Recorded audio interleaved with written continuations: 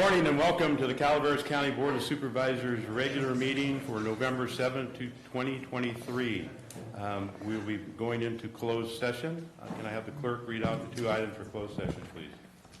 Closed session agenda item number 1, pursuant to Government Code 54956.9D1, conference with legal counsel, existing litigation, Calaveras Planning Coalition versus Calaveras County Board of Supervisors et al., Calaveras County Court Case number 19CV44471.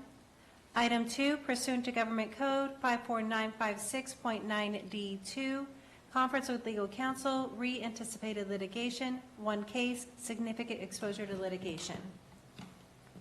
Thank you. Is there any public comments in the room?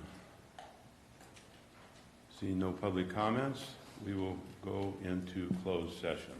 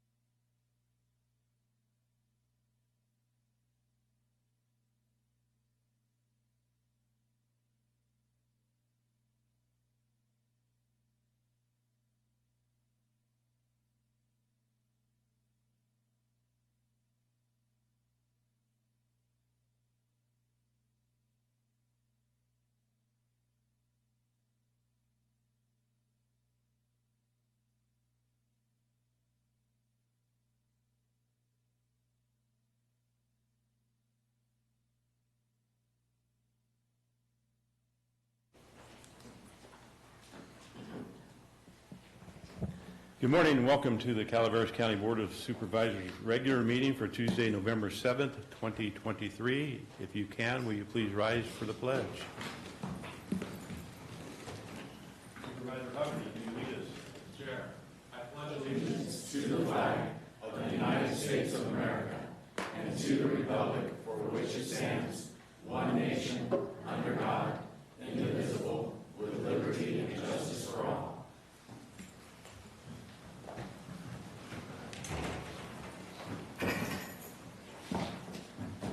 We were in closed session from 8 to 9, and Ms. Clerk, can you please read out from closed session? Or I think we have we'll- County Council. Chair Toffenelli, I think that since we're going to be going back into closed session, we'll just report out at our next meeting. Okay, so we are going to be going back into closed session at 12:30. So we will have lunch at 12:30 to 1:30.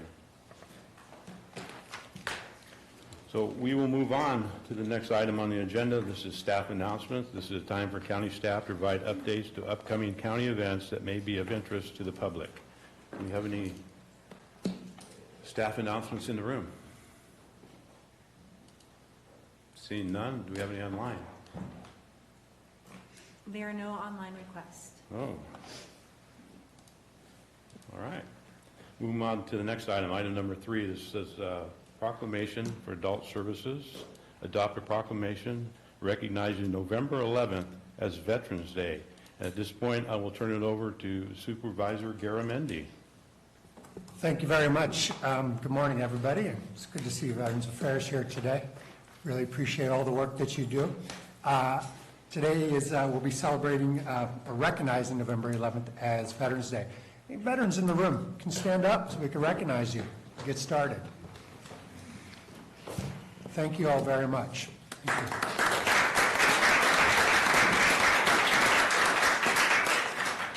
So, this proclamation recognizing November 11th, 2023 as Veterans Day. Whereas the 11th day of the 11th month of the 11th hour in 1918 marked the end of World War I. And whereas on November 1919, President Woodrow Wilson proclaimed November 11th as the first commemoration of Armistice Day, stating, quote, "To us in America, the reflections of Armistice Day will be filled with solemn pride in the heroism of those who died in the country's service and the gratitude for the victory, both because of the thing from which it has freed us and because of the opportunity it has given America to show her sympathy with peace and justice in the councils of the nations.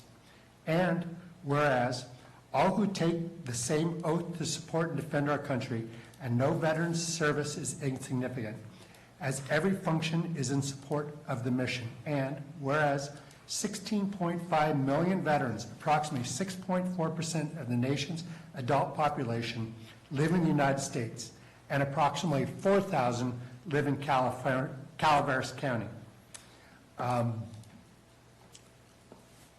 Public comment.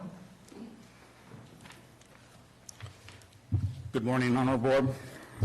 I am Brian Galicia. I'm the County Veteran Service Officer, and I'd like to give a brief statement that I took from hopeforthewarriors.org, and it's entitled, "An Honor No One Wants."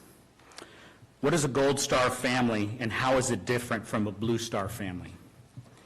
Honestly, until I began working in the Veteran Service Office, I had not heard of either the Blue or the Gold Star families. So what are they? The Blue Star family consists of the immediate family members of a service member during a time of conflict. It's a reminder that service members don't serve alone. In 2015, it was reported a total of 1,728,710 family members served alongside their active duty service member. And of that number, 1,076,803 were children, and 641,639 were spouses. The Gold Star family is the immediate family members of a fallen service member who died while serving in a time of conflict. President Wilson is believed to have coined the term Gold Star Mother. He authorized a suggestion made by the Women's Committee of the Council of National Defenses that mothers who had lost a child who served in the war wear a traditional black mourning armband with a gold star in 1918. The Blue Star family can be recognized by the Blue Star service flag. It has a thick red border and a blue star in the middle. The number of stars on the flag corresponds to the number of individuals currently serving in the armed forces from that family. The Gold Star family can display a Gold Star service flag for service members who were killed or died while in service in the armed forces from causes other than dishonorable. A Gold Star is placed over the Blue Star on the Blue Star service flag so that the Blue Star forms a border and creates the Gold Star service flag. Spouses, parents, and children of service members killed in the line of duty are authorized by the U.S. Department of Defense to wear Gold Star lapel pins.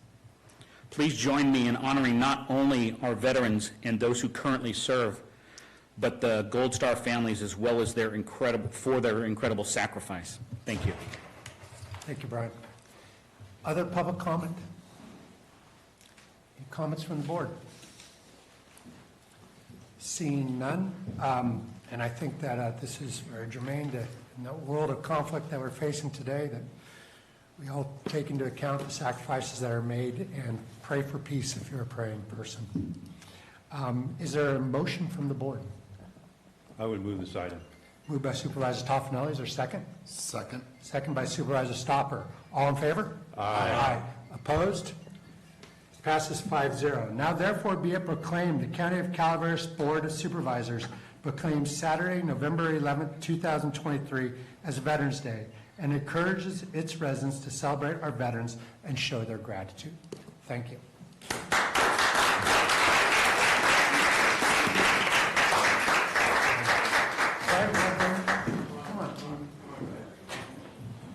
on. You're not a big shot.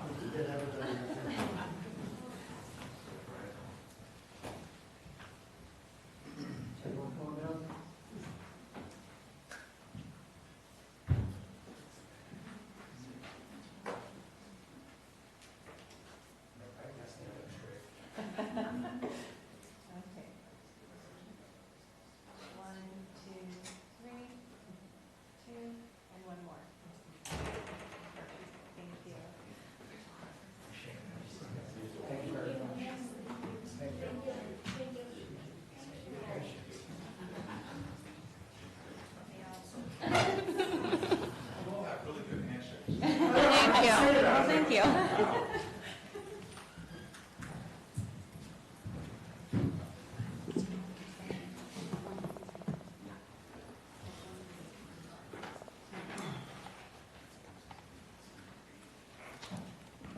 All right, we will move on to the next item on the agenda. This is general public comment.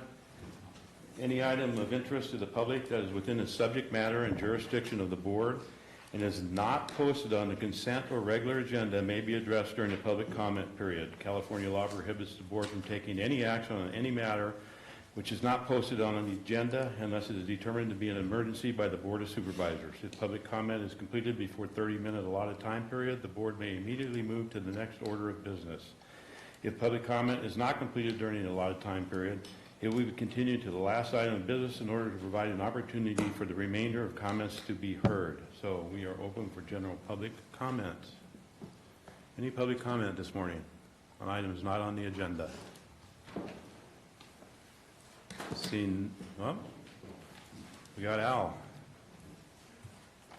Not too much public comment this morning. I'm Al Segala. I'm president of the Calaveras County Taxpayer Association, and I have some good news. We have the opportunity to not only honor veterans, but also, in a certain way, our U.S. Constitution, which we have been required to take the oath to support.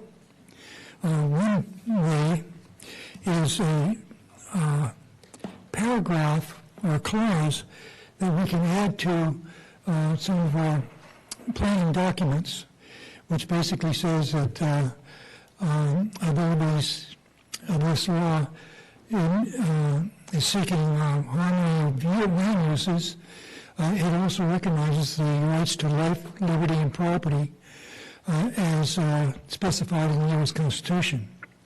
That clause can set the proper tone for every regulation that we do. This could also apply to strategic plan, which was done a while back, and does not have that clause in it, but it could, I think, with agreement with the board. One of the reasons why we want to pay respect to the clauses to protect property rights is because we have a problem with people, especially young people, find a place to live with reasonable costs. They have to go out of county. They can't stay here, even though they want to stay here, they can't stay here. And there's other negative consequences to having problems in building. Mainly, the main problem in building is overregulation. This can be taken care of with a little thought about property rights. There's an alternate to the general plan called alternate D. The first three alternates were chosen for the present composition of the general plan. However, alternate D ought to be looked at, which basically recognizes the rights that people have, and particularly in downzoning. When you downzone a property, that means taking away uses that the property owner has when he bought the property. You cause a problem and a loss of property value, and which is really a taking. So, in looking at alternate D, this could be a wake-up call to be more conscious of property rights when we deal with land use decisions. Thank you very much. Thank you, Al. Any other public comments? Seeing none, we'll close public comments and move on to the next item on the agenda. Next item is consent agenda. The consent agenda items are expected to be routine and non-controversial that will be acted upon by the board at one time without discussion. Any board member, staff member, or interested party may request removal of an item from the consent agenda for later discussion. Is there any board member wish to remove an item? No? Is there any staff member? There are no online requests. Okay, is there any member of the public wish to remove an item from the consent? Seeing none, I'll bring it back to the board. I'm open for a motion for the entire consent agenda. So moved. A motion by Supervisor Garamendi, I'll second. second by Supervisor Huberty. All in favor? Aye. Opposed? Passes 5-0. We will now move on to the regular agenda. It's item number 14. It's agreement from the administrative office to, one, receive a presentation from the Lionakis of the Phase 1 program and feasibility study for the district attorney building. And two, authorize the board chair to execute an agreement with Lionakis for the Phase 2 architectural and engineering services for schematic design through construction in the amount not to exceed $510,840 with a term ending November 6, 2026. And three, authorize the county executive officer to sign amendments to the agreement if any, so long as it does not affect or not exceed the amount. Good morning. Good morning. How are you? We're good. And we'll give you a minute to set up there and get ready.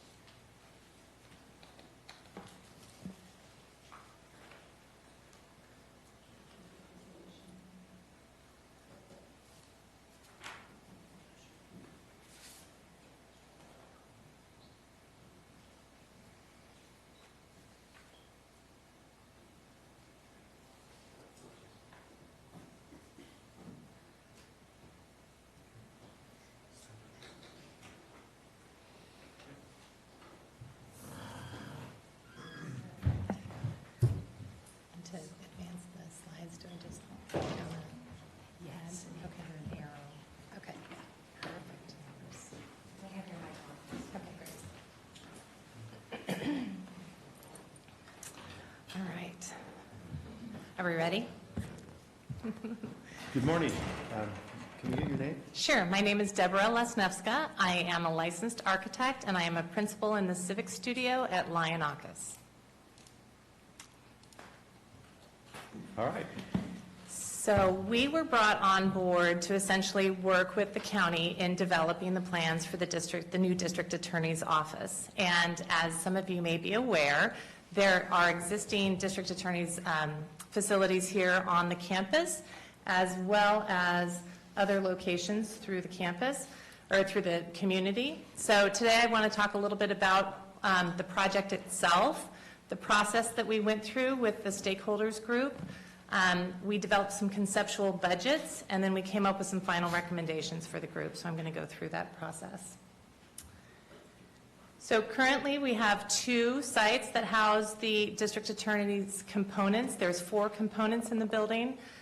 We've got the district attorney and staff. We've got the investigations unit. We've got the victim services unit. And then we've got a potential plenary space, which would be a multifunctional space that they have requested. And so right now we've got 2 sites that house those components. And one of them is Building G, which is right here on the county campus. The victim services unit is on the other site across town. And then they also occupy some portable trailers, storage containers, and some off-site storage. As a result, the office is somewhat disparate, and it really affects the efficiency of the services that the office offers.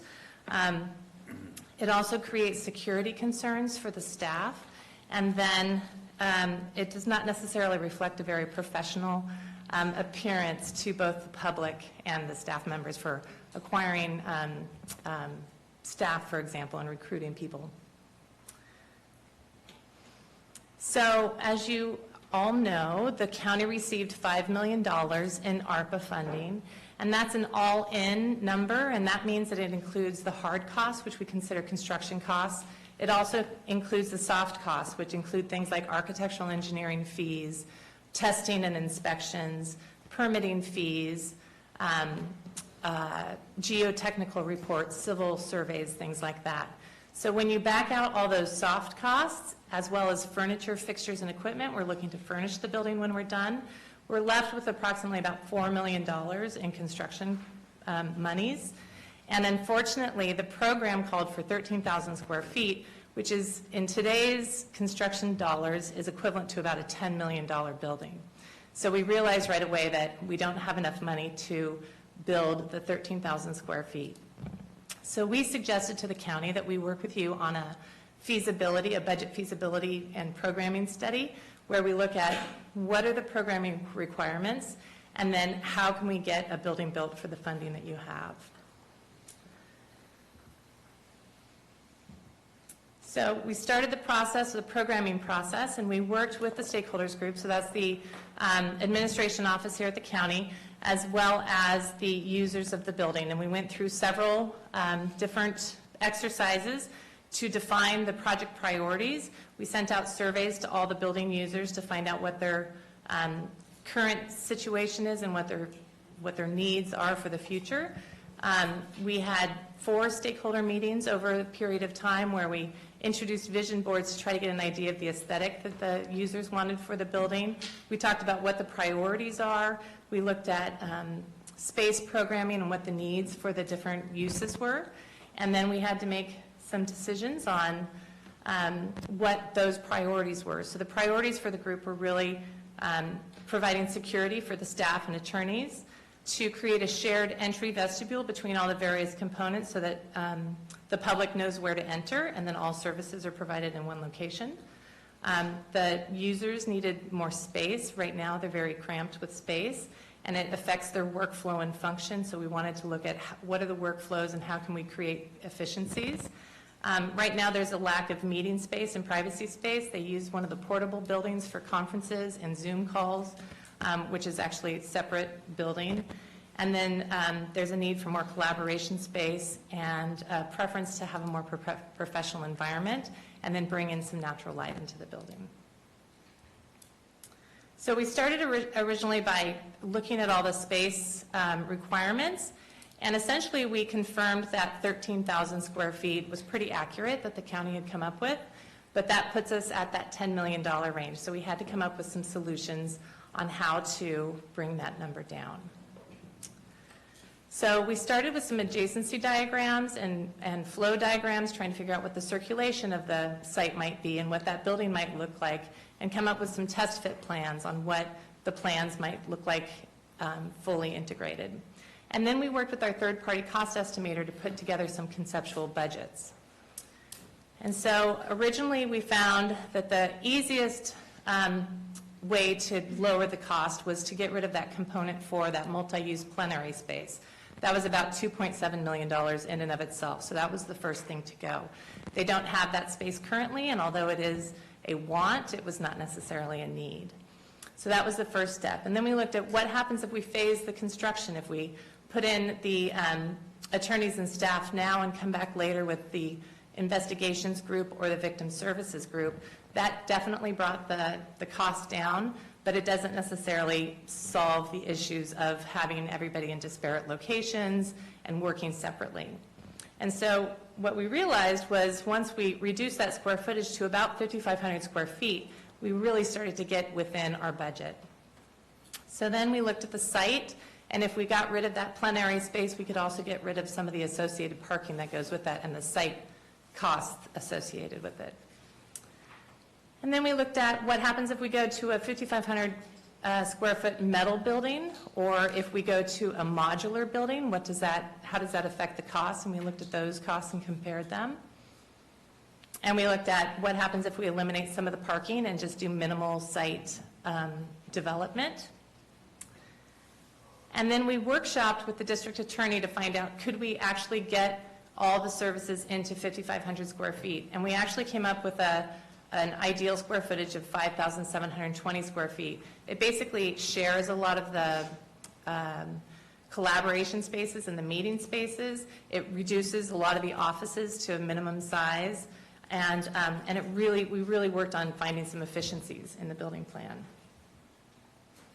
And as a result, we were able to implement some cost-saving strategies. One, we eliminated a asphalt parking lot in lieu of a gravel parking lot for the secure parking for the staff and attorneys.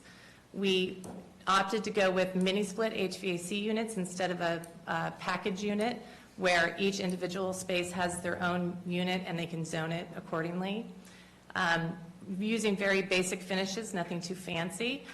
Minimal landscaping, so we had to eliminate some trees, for example, from the parking lot, and just really keep the landscaping as minimal as possible. And then we used a very conservative construction contingency of about 10%, which we would like to have a little bit higher, but that is one of our minimums, is 10%. And in doing so, we were able to get the costs down to where we need them to be, or close anyways.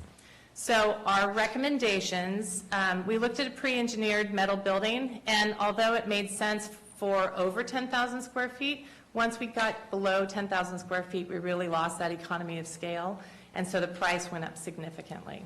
We looked at the modular building, which is very similar to the building they have now, and although if we got the very basic modular building, the cost would be low, any upgrades really brought it right back up to conventional framing costs.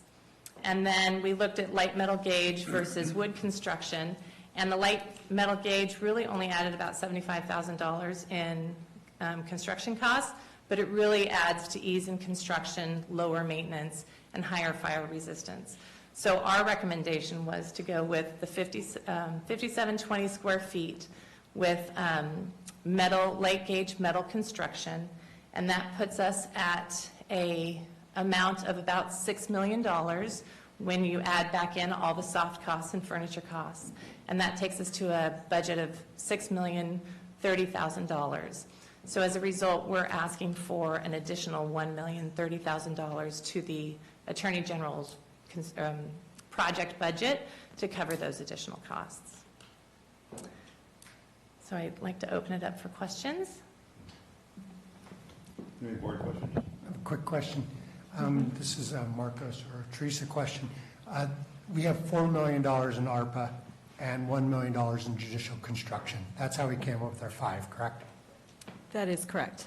Okay, Okay, so your ask is for another $1 million. that's correct. $1,030,000. Supervisor Hubbard? Yes, I'd like to ask, and this obviously doesn't incorporate any of the storage, or storage containers or off-site storage, that would still need to be kept on? So it does incorporate some of the storage. I don't know that it would incorporate all the storage. It does incorporate some vehicle evidence storage, so that off-site storage could come on site. And it does bring in some of the storage containers. The district attorney's office is currently undergoing a digitization of many of their files. So they'll have to keep at least, I think it's 1 year of critical files in office, but after that, they would be digitized and kept on the cloud, essentially. Supervisor Stauber? No? All work? No question? That's the rendition. This is a conceptual rendition, yes, yeah. So the user group really liked an agricultural style building that brought in some natural materials. So we looked at the barn shape and bringing in wood and metal. They liked the idea of a metal building, but of course there's more cost with the metal building. So we propose a metal facade with stucco finish on the sides and a little bit of wood just to add a little bit of special something to the front. And that's not gravel parking lot, is it? Not in the front, but it would be in the back. It would be in the back. That's so- an existing parking lot that we would reutilize. Okay. I'll open up to public. Any public? Gary, I got one more question. I'm sorry, Supervisor Garamini. So we discussed several times that the budget is $5 million. So this project wouldn't come before us with another $1 million price tag unless staff and administration had a plan for that million, or district attorney had $1 million hidden somewhere, right? I mean, we can't just magically make up $1 million. So what's the plan that's presented here? So, yeah, so we, as we worked through this was the minimal size we were able to come up with. And yes, it is a $6 million price tag as opposed to $5 million. Currently, our thought is we have just under $7 million in our county capital. $1 million could come out of there to pay for this. We estimate it's an additional $800 to $1 million, just because the ARPA money is sitting in a fund. It's accruing interest, so that account is growing right now. So it won't quite be $1 million, but it's approximately just under that. So zero-sum game, we take money from the other project we've got for this account is the animal shelter. Correct. So you're suggesting we take $1 million from the animal shelter and put it towards the DA building? I am not suggesting taking money from the animal shelter. So we took the ARPA money essentially and we split it in half, half for the DA building, half for the animal shelter. I'm not suggesting touching that money at all. I'm suggesting looking at what we currently have in our county capital fund and pulling from that. So we've recently gone through a very extensive process to estimate what our capital improvement program needs to look like over the next 5 years. And so we do believe that we could take this $1 million to support the district attorney's building from the capital improvement program and still maintain our existing infrastructure for the county.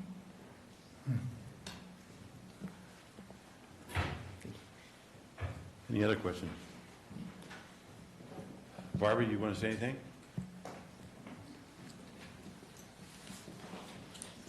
Good morning, Barbara Uke, District Attorney. I definitely do not want you to take money from the animal shelter. Absolutely not. Great statement, Barbara. Yes, yes. And that's it. That's all I have. Yeah, nothing else.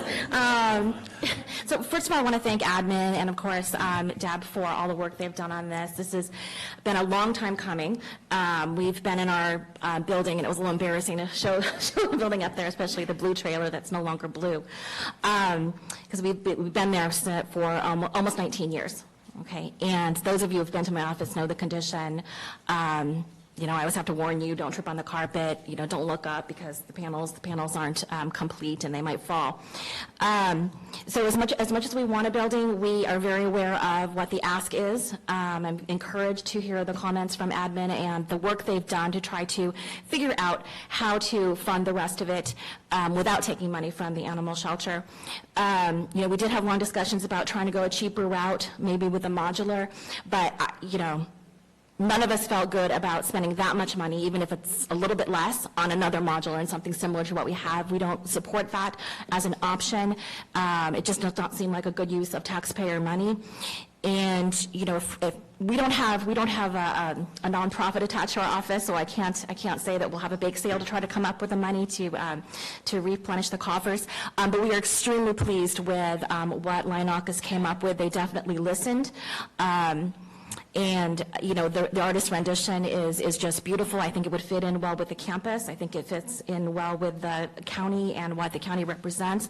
And, you know, as much as I've tried not to get my hopes up too much, because we've been through this many, many times before, you know, I can't help but envision what it would look like walking down, you know, the pergola with all the communities on that archway, and then walking into what is a proper, respectful space for the work that my staff does, the men and women of the DA's office. And if you look at the components, it all fits. We worked very hard to get it to all fit in the smaller square footage. We need the 13,000 square feet to do what we want to do, and to build for the future and to serve the community the way we want to serve the community. But we're willing to make it work in whatever the county can give us. And if you do look at this very closely, we have investigations on one side, and we have our victim services on the other side. And I explained to the architects that was our priority, to bring that all together so that we can be more efficient. Right now, we're paying a lease. We have a lease for the victim services space. And so, you know, I know that it would take a while to add up, but we're paying monthly on that space, money that we could be using for personnel to better serve the public. And so it's not, you know, I didn't bring that number with me, but there is that, you know, kind of offset eventually when we can get all under one roof. We are working on digitizing our old files, so hopefully our storage can get smaller and smaller. We wouldn't be paying for our off-site leased space for the storage, and, you know, overall we'll just be more efficient, and we can finally go forward and not have gone this far and then pull back and have all that money go to waste. And, you know, I think from one of our initial meetings, I think that Deb kind of sensed that I had a little bit of PTSD with going down this road and spending money on a project only to have it fall apart. You know, we're pretty sensitive to that. We did not want to go down this road unless we could get it finished. So I'm hopeful that you will follow the guidance and wisdom of admin when they do make the recommendation that the board figure out a way to pay for what Lionocus is recommending. Any questions? Questions? I have one. You said something about so does this building allow for any future growth of increase of employee or other services that will be needed? It doesn't include as much growth as we would like to see. It does bring all the components under one roof, and it accommodates the existing staff plus some additional staff, but it doesn't necessarily look far into the future as far as square footage. So it'll be difficult to add on. So as far as adding on specific office space, if we were to grow someday in our staffing levels, that would not be easy to do. We do have a couple of the smaller meeting spaces that are built in. The meeting spaces that are built in are not very large. They're more medium meeting spaces that are about the size of a larger size office. So theoretically, we could convert those to offices and then lose our meeting spaces. We've done worse. And once again, you're all welcome to come and take a tour of my office and see how creative we've been with our working spaces. With the light gauge metal, there is the opportunity someday to build in the large plenary space that we want, the large multifunctional programming space that was part of the larger vision. And that was a space that we were in hopes of sharing with the grand jury. Right, it could be the grand juries on their day with private offices on one side, but then my office would be able to use the space for the large meeting, community meetings, restorative justice programming, trial practice and trainings, and so that and for our own criminal jury activities, so we didn't have to continue borrowing spaces elsewhere. You know, but if it's a choice between having a proper space for victims or this shared plenary space, the choice is obvious. So that's what was cut out. And I think one of the advantages with the light gauge metal and the way the building is situated is it would be something that could be expanded on, if you're looking at this visual, the back right-hand side. And so it would be physically kind of set behind and off to the side of the Human Resources building. So that was one of the designs. Is that correct? That's right. Thank you. Barbara, thank you, and absolutely, I've always believed you need a different building. I mean, and I appreciate the fact, to quote Mick Jagger, you can't always get what you want, it's get what you need. Working with that strategy and coming up with this plan. I guess my main question is going to continue to be, admin says we've got an extra $1 million. I'd like to know sort of, what are we not going to do in exchange for doing this? So, we've only got so much money, we've got so many plans, we've got a capital improvement plan out there. So, zero-sum game, how are we shifting things around before we commit to the extra $1 million? So that's why we went through the capital improvement program so intensively. I have to commend Marcos and Denise. They reached out to every single department to determine what our capital improvement needs are over the next 5 years, what those costs are going to be before we decided that we could move forward with this. So at this time, we believe we would not be sacrificing anything in our capital improvement program. We are not taking this from the animal services side. But I mean, are we taking it from HVAC or computer upgrades? So or HVAC water, upgrades were, roofs? HVAC upgrades were done a few years ago. Yeah, we just did those, right? Right. I mean- But roofs, we're going, we're going through the roofing process right now. You'll notice that Building A is getting a new roof. We do have a plan for how we're moving through our buildings to make sure that that maintenance will occur. We believe it's very important that we maintain our assets because it's much more costly for us if we don't get these roofing projects done and we have major leaks, and then the repairs on that would be more expensive. So we have definitely worked with departments to look at what those capital improvement programs need to look like. Even our IT systems, we've really combed through that capital improvement program budget. We have an outlined program. Marcus might be able to speak more to that, but we do have a very comprehensive program moving forward, and we do know what we're going to be repairing over the next 5 years with the funding that we have and that we believe we will be adding to that program as well. Employee safety also. We're definitely looking at that. As you know, we do have a safety program that we're looking to implement for Public Works right now because there are some building upgrades that need to be done there. But yes, we are looking at that as well. Okay.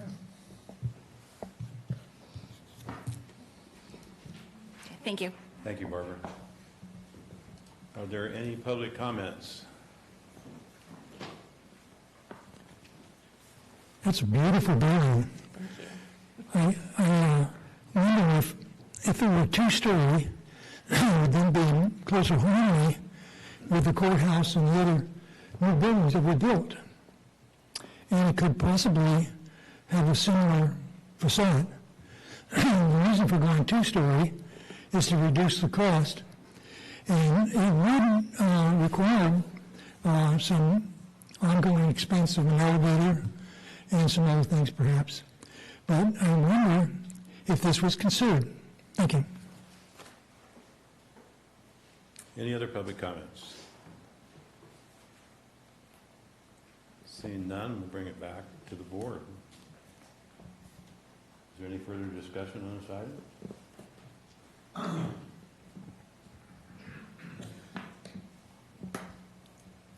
Just to Mr. Garamindi's point, it says financing.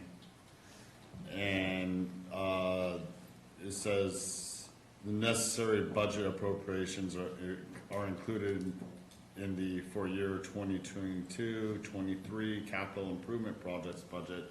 So with those being qualified inside the budget, the extra $1 million can just simply be transferred over and it doesn't need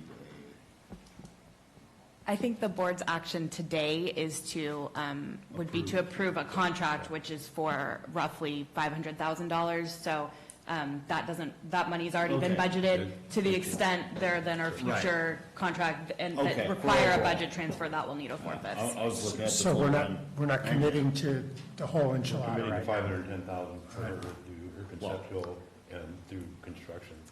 It'll come back to us for that. And extra And five. do you have a time frame? Do you know when you will be bringing this back? So the plan is to start to continue our design process starting in December with construction we have to be in by December of 2024 for the funding, if I've got that correct. We have to be in the building by December 2024. Where's that? I'll let Marcus respond. Yeah, no.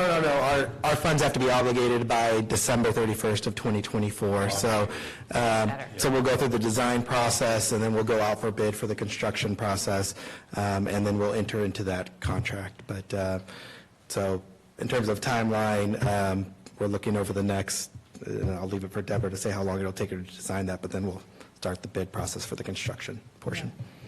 Typically about 9 months, I would say, and then probably about 2 years for construction, To start construction or finish construction? to finish construction. So are you providing actual construction drawings? We would, You right. will. You will. Yeah, so our fee includes drawings through the permitting process and then construction administration through the whole construction process. So at the end of the project, we would be complete at that point. Okay. All right.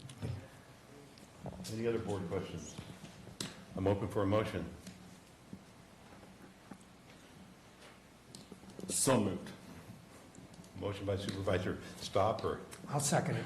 A second by Supervisor Garamendi. I was going to step down and motion it myself. All in favor? Aye. Opposed? Passes 5-0. You're on your way, Barbara, after all these years. You and I. Yes, I've been in there Congratulations. when it's been leaking, Barbara. It's- Long time.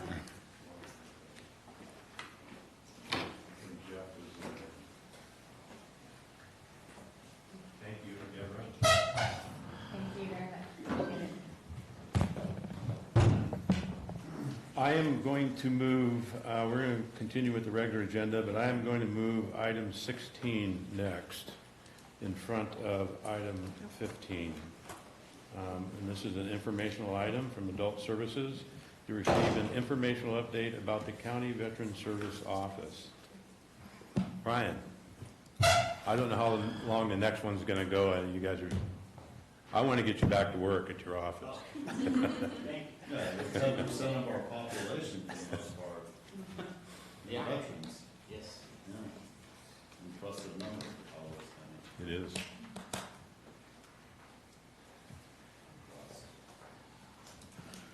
Thank you.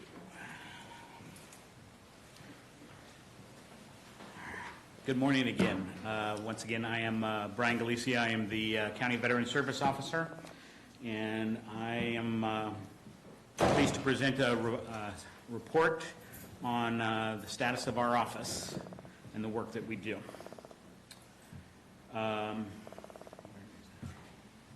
So this report is providing information from local records from fiscal year 2021 and 21, 22, and 23.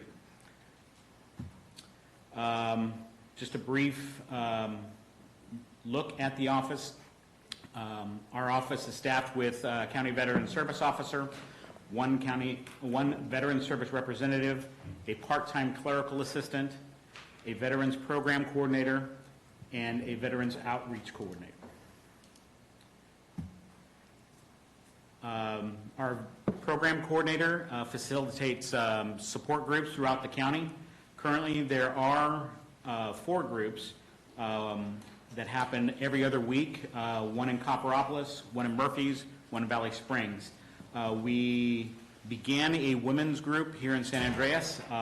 We didn't get a lot of participation, so we are setting that aside until after the first of the year, and we are coming up with a different strategy and on how to reach our women veterans in the county.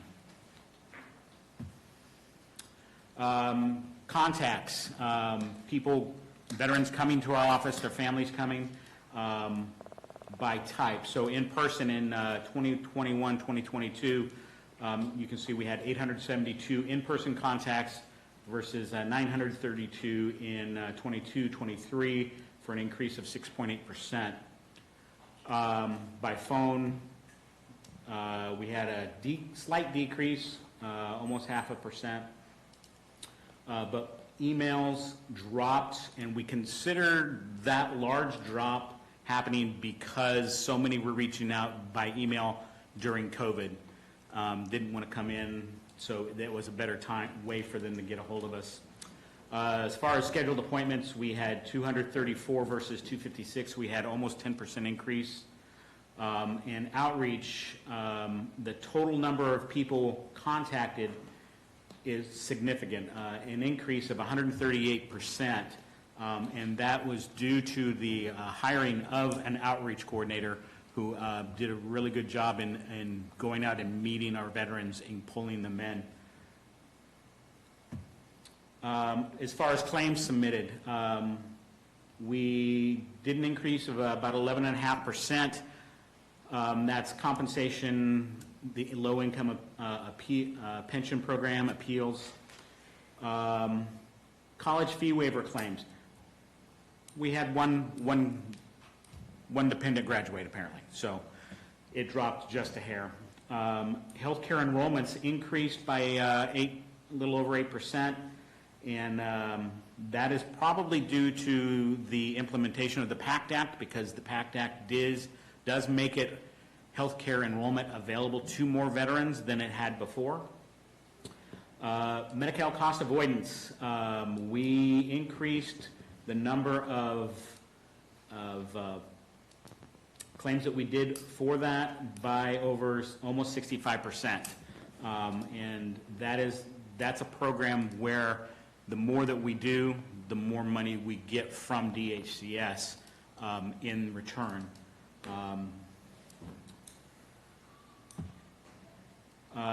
Continuing with appeals claims, in 21-22 we submitted 38 versus 53, so almost 40% increase.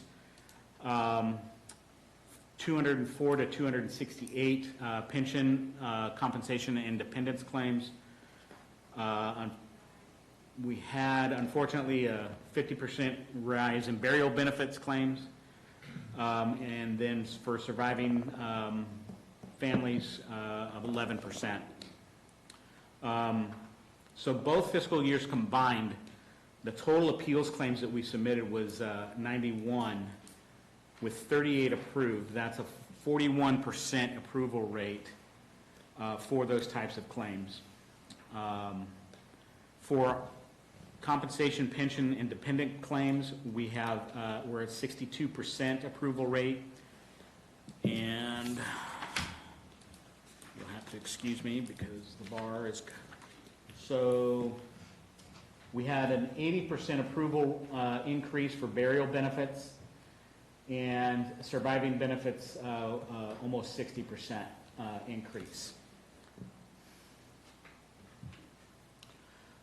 Awarded benefits, retroactive benefits in 21-22 is just under 800,000. For 22-23, it is 9.5, increase of almost 20%. With new monthly benefits, almost 10% increase for new monthly benefits, and this is all money coming into the county economy. College fee waivers, like I said, we lost one person who graduated, so there was a little bit of a drop in the benefits that were issued. But it is still a popular program, and as children reach college age, we see that that's only going to increase. Our status. We are committed to fully serve every veteran who walks in our office. We've had some setbacks. In January, we sustained some flooding with the weather that we had, and we were displaced for about 4 months until the repairs were made. In June, we lost our clerical support, and in July, we lost our outreach coordinator. However, as we move on, we have a new clerical staff who's been with us almost 2 months. We will be welcoming a new outreach coordinator pretty soon. And we've created a veterans volunteer program that we're hoping to have up and running relatively soon. That's going to help our veterans, especially those who with no transportation, or those who can no longer get up and do things around their own house. And we're really looking forward to that program.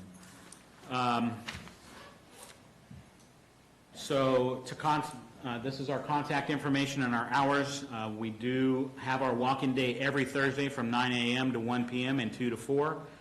No appointment needed. Otherwise, we ask that veterans call us, and we will be happy to schedule an appointment for them for any of the other days that we are available. I'd like to end with a statement. Generally, I do a success story, but I kind of switch it up a little bit. I'll do success stories in May. But what else does the VSO do? As I've just shown you the statistics from the work that we've done, but numbers can only tell you so much. The work that we do, we kind of look at as preventative care for our veterans. Of course, the first part is filling out the claims for the disability and the pension and everything, which helps the veterans financially through a monthly disability payment and allows them access to health care through the VA. So it allows them to better manage their disabilities than before and kind of lowering their worry and anxiety. The other part of what this care is actually caring for the person. We do our best to ensure that our veterans are safe. When people think of veterans with disability caused by their service, most of us think of those coming home with missing limbs or major injuries. And while there are numerous of those types of disabilities, there are so many more that you just can't see. And when I say that, a lot of times people are going to say, well, he's talking about PTSD. And that's true, partially.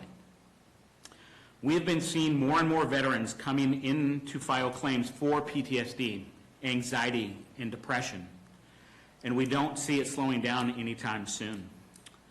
And one of the more unknown conditions veterans are filing more claims for is we refer to as MST, which is military sexual trauma. According to the Disabled Veterans of America, it is estimated that 1 in 3 female veterans and 1 in 100 male veterans in the VA healthcare system are reporting experiencing MST. It is important to note that by percentage, women are at greater risk. However, nearly 40% of those who disclose having experienced MST are men. Now, I started in the VSO in February of 2021, and I became accredited to do claims in August of that year. Since that time, I have personally filed claims for so many things you cannot see, which are devastating to the veteran and their families. I have filed 17 PTSD claims, 13 claims for depression, 13 for anxiety, 7 claims for different cancers, 10 claims for various heart conditions, and 2 claims for Parkinson's disease, both of which have been recently approved. While we assist with getting the claims filed for these conditions, we also refer veterans to different resources to help manage their lives while living with these conditions. We do everything we can to help in getting them to medical appointments if they don't have transportation. We provide support groups to give them the camaraderie and the safe place they need to talk. We help veterans navigate the VA medical system, including speaking with the medical center patient advocates when they feel that they're not being heard. We help veterans apply for other benefits they may be eligible to, such as CalFresh, Medi-Cal, housing, and food. We make referrals and assist in any way we can within the scope of our office for our veterans. We are passionate about what we do in this office, and we generally care for all the veterans that we serve. When a veteran we've worked with passes away, it affects us. There have been times we've asked ourselves, could we have done more to help this veteran? Did I miss something? And while the answer to these questions are typically no, we can't help but still wonder. Our number one goal in this office is to care for the veteran and provide all we can to enable them to move forward with as little worry as possible. We are the veterans advocate for Calaveras County. Thank you. Thank you, Brian. I got to personally say that this office has came a long ways over a short time. There was a time when we had one part-time officer housed at HHS. I remember. And now, you remember that? Oh, yes. And it was only part-time. Yes. And we weren't serving very many veterans at all because they didn't even know we existed. And We still hear that. Yeah, and now look where we're at now, and we have an actual office that is located where most people or veterans know where it's at. Even their relatives, their children, their family members know where it's at, that they can come and get service from you and your staff. So, yeah, it's come a long ways. Thank you. Supervisor Garamendi. Just well done. Great presentation, great work.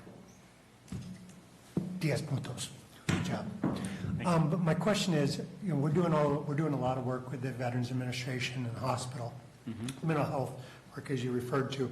How do we coordinate with, I see Wendy in the back, with county mental health services? I mean, to get the VA service, you've got to go down the hill a bit. Do we work, are we able to have our veterans plug into our mental health services here in the county? We can. A lot of times it is up to the veteran who they want to get the services from. If they are enrolled in VA healthcare, and any veteran who has a service-connected disability combined of 50% or more, their healthcare is covered 100%. So a lot of times that is a big factor in getting them into behavioral health down at Mather, for instance. I do know the Sonora Clinic now has a couple of LCSWs on staff, and some people, they are seeing some people there as well. I believe we have referred some of our veterans to behavioral health, county behavioral health. A lot of the issue, though, sometimes is the coverage, the medical coverage, and a lot of our veterans don't qualify for Medi-Cal, or they have a high share of cost, which prevents them from being able to access the county services. So some of them do have things like Medicare and supplemental plans that will help them within their private networks, but some do. We have several who I know are involved in county or in behavioral health at VA at this time. Yeah, I'll just speak to that it is case by case, and depending on what the Medi-Cal is or what the insurance is, but it is case by case. So if it's severe enough and the individual needs to be seen closer, or whatever the circumstances are.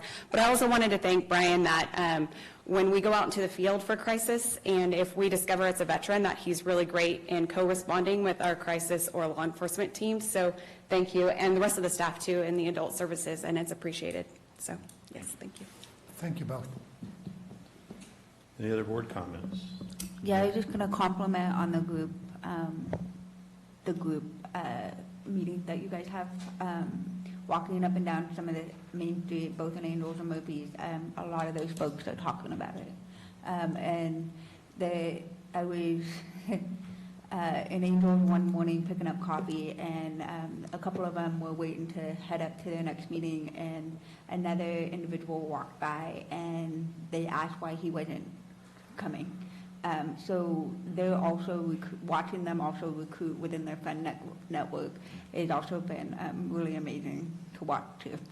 So it's working. Good, yeah. And that's what we want. Any other board comments? Seeing none, I'll open it up to the public. Is there any public comments on this item? Seeing no public comments, I'll bring it back to the board. This was an informational item. So thank you, Brian, for your presentation. Thank you. And bringing us up to date. Thank you.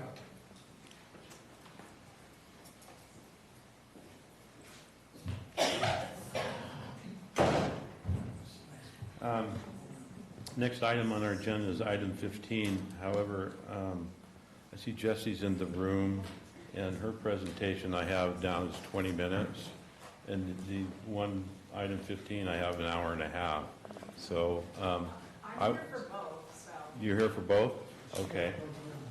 Then we will move on to item number 15. Well, are you talking about 18? No, I'm talking about item 17, Okay. Jesse's report in agriculture. Gotcha. So if you're here for both, we'll just move on to item 15. This is the informational item from planning. It's received the October 26, 2023 report of the Planning Commission and provide direction of the draft greenhouse gas reduction plan implementing measures COS-5C of the 2019 general plan. Gabriel, this is your item. It's got your name written all over it. Oh.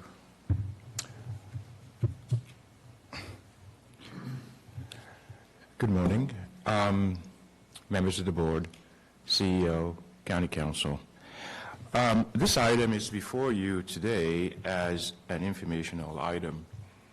The Planning Commission has spent some extensive amount of time going over the greenhouse gas plan, and if I can just remind you that we came on this path because we are trying to satisfy one of the goals of our general plan, which is to adopt a plan that is consistent to Senate Bill 32, which is we want to reduce our greenhouse gases by 40% over our 1990 numbers by the year 2030.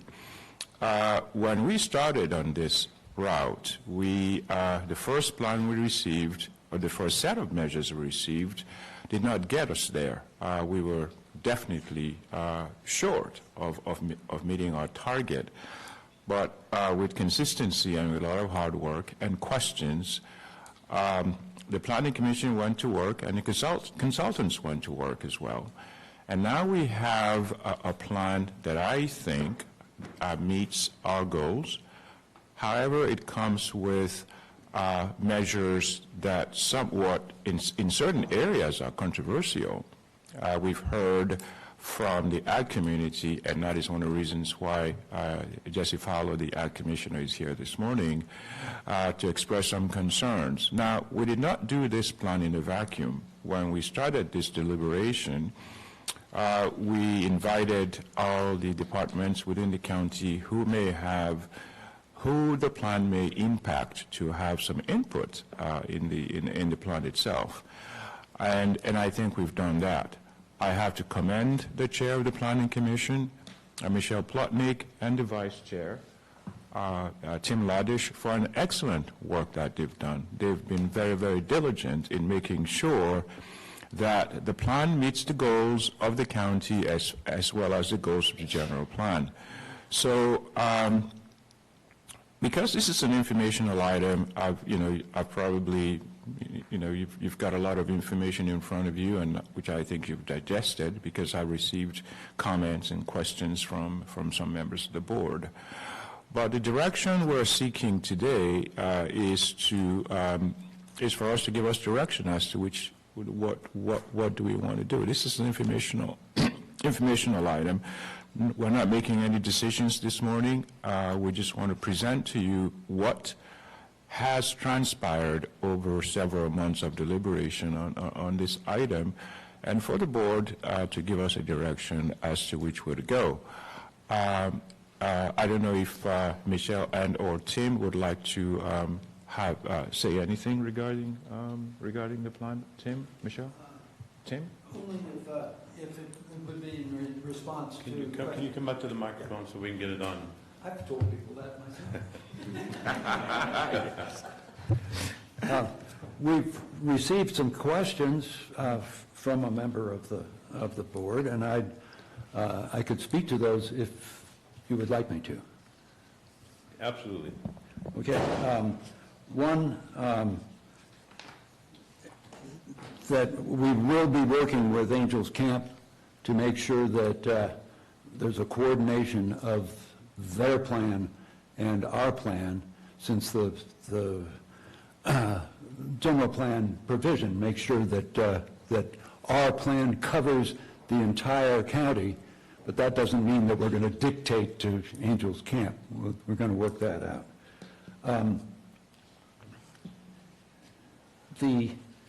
There were some questions about the figures that the consultants had changed from when they started and where they are now. And those are extremely good questions because I asked them those questions myself. And as far as the change of the 2018 emissions figure, the consultant said, since the original inventory submission, California Air Resources Board, CARB, has updated the off-road emission models used to calculate off-road emissions. SBC has updated the 2018 GHG inventory with the newly released and more accurate data and methodologies that better represent the county. So that was their response as far as the 2018 emissions change. I asked about the 2030 figure and why there was a difference. And the answer from the consultants was, since the original submission by SBC, the forecast has changed due to the improvements made to the 2018 GHG inventory described in the response above. As far as the 1990 GHG emissions, the difference there, they said since the original submission, the 1990 GHG emissions estimate has changed for two reasons. One, the 2018 GHG emissions inventory itself changed in terms of its total GHG emissions results, and two, the methodology to calculate the 1990 GHG emissions estimate from the 2018 GHG emissions inventory was updated to better reflect county trends and characteristics, and also they added California's climate laws rely upon a 1990 baseline year to track GHG reduction progress. Since neither GHG emissions nor countywide activity data are available for 1990, emissions estimate was back calculated based on the change in population in the county between 2018 and 1990. The new methodology considers additional changes between 2018 and 1990, e.g. population changes, along with other factors that changed during that time, such as improved fuel efficiencies and associated GHG emission factors. So those are the answers that the consultants gave to the calculation. We have no way of substantiating any of this, but the net result of those changes was to make the plan so that it did conform with the 40% standard that was is set by the general plan. When I did the math, it turns out that the larger the 1990 figure is, the better we are off. It doesn't seem to make sense just intuitively, but I don't have much of an intuition when it comes to math. So those were some of the questions that were asked, and those were the answers that the consultants gave. So we're better off with the new figures than we were with the old figures, is where I come down. Thank you. And if you'd like any further of these questions answered, we're here. Okay, thank you. This is more of a question for Gabriel. Can we have that information somehow attached? Because currently all the documents on the planning website does not reflect that information, so that makes it very confusing. So when with this document and then the current document that the planning commission has been working with, it's not noted. So if there's any type of notation of that in the future, if it's not already. We will do that. Okay. Yeah, we can do that. Thanks, Tim.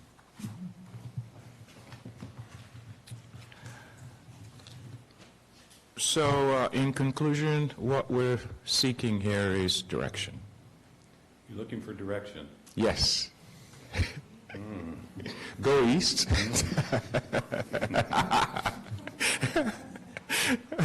That's a big question. Yeah. Do we have any board comments? No, before we go to public comment, do we have any Supervisor Stopper? No? So, my good friends in the public out there say. We'll hear from the public. Okay, we're going to, before we make any comments, we're going to hear from the public. Is there any public comments on this item? Allison Allen, Taxpayer Association. Well, I think I have some good news. For a long time, it was believed that carbon dioxide causes global warming. And therefore, carbon dioxide was considered almost like a poison. Well, the good news is some reputable scientists have discovered that carbon dioxide does not cause global warming. It follows global warming. At the beginning of the climate apprehension process, climate scare process, there was a film put together by Al Gore. It was entitled Uncomfortable Truth. Inconvenient, thank you. It's a pretty famous work of art. Well, in the film, it showed the spikes of carbon dioxide and global warming combined together. But the Arctic ice cores showed a little different picture. It showed the first spike being global warming. The second spike, following the first spike, was increased carbon dioxide. So, and it's repeated for many, many years. What this tells us, rationally, is that carbon dioxide follows global warming. That doesn't answer the question of what causes global warming. The same scientists that discovered this also think that it has to do with the sun, flowers, and some other non-terrestrial forces. So what this means for us is, since carbon dioxide is not a poison, it's a nutrient. Plants need this. And those times where carbon dioxide was high, civilizations flourish because they had plenty of food, because the carbon dioxide was higher. So, in considering anything that we would do in the way of regulations, we want to bear in mind that carbon dioxide is a nutrient, not a poison. Thank you. Thank you, Al. Are you going to speak as staff, or are you going to do your personal? I was just going to do a quick personal. So I just wanted to thank the members of the Planning Commission, because I did submit some comments on behalf of my department, but not even all of them were in this letter, just because they were really wonderful to work with. So I just wanted to give them my thanks, and also say to just the public in general, if they have questions, that they're a wonderful resource. That was basically it. Okay, because I was going to give you more time if you wanted to talk. Oh, no, actually, I think Scott wants to come up from UC, and he's a powerhouse of knowledge, so I'm going to let him have his say. All right, okay. All right. Got a lot to follow. You got a lot to follow. I know, right? Powerhouse. I wouldn't. Yeah. Good morning, board. Scott Onetto, farm advisor with the University of California, and I apologize. I didn't get a chance to submit comments to the Planning Commission on the draft, but I did want to just maybe post a few here today. I do have a few concerns about maybe where some of the numbers were derived from, specifically as it relates to agriculture, since that's my field of study. The other one that I did want to concern about was Measure AG3, the reduced methane emissions from livestock. With us being such a very large livestock-driven County, I think it's important to note that I think livestock are part of the climate change solution. When I looked at some of the data, it said that livestock account for 4% of the greenhouse gases nationwide, but only beef cattle account for 2%. And so I wanted to just say that beef production occurs on about 50% of our lands in the U.S., and that number is probably about the same for California, and I would say it's probably even higher here in Calaveras County.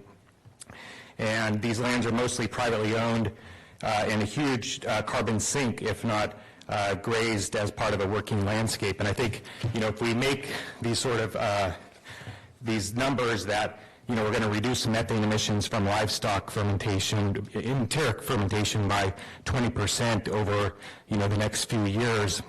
I think that comes at a cost to these working landscapes, and so I think we have to think very carefully with what that number means and what that policy would look like, because I think if these lands aren't grazed, they would be lost to conversion to some other use. So I think just, that's the one, I think, major comment that I had.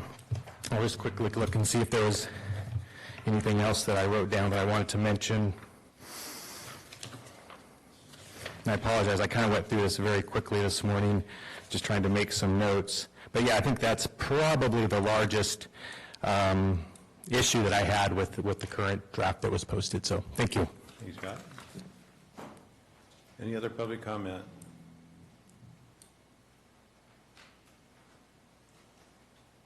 No other public comment? I will bring it back to the board. Supervisor Stopper, your light's on.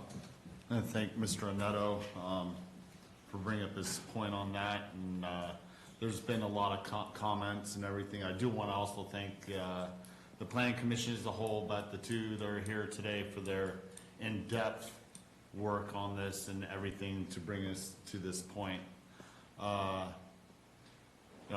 Mr. Anetto has a very good point. Grasslands seem to sequester more carbon dioxide than forests, according to certain studies within other universities throughout the world. But this is part of the issue what we're working forward today on getting a certain number of reductions into this. I think that sequestering was probably not part of what was put forward to us in consideration for rural counties so much as urban areas when they did this plan for the state as a whole. So, just as one, my suggestion moving forward is that we consider this the OHV thing for ag also, where people, the concerns on being able to work your ag land with the OHVs that are needed to be able to apply that, our cattle ranchers with methane production and reduction. I think that moving forward, we're so close on the line of where we need to be in compliance with the state that we move forward with something of what we have. And then this being a working document, let's keep our minds open to doing a study further on sequestering carbon dioxide throughout the county because of all of our open space, and then apply that before these dates come up for us to get to that, so that we can work the numbers so that we can provide for our ranchers when it comes to their cows being able to fart and people, Calaveras being a pro-ag community, we need to be able to let them use the proper vehicles to apply, to get their jobs done throughout Calaveras County. So that's my suggestion on this information item as we move forward.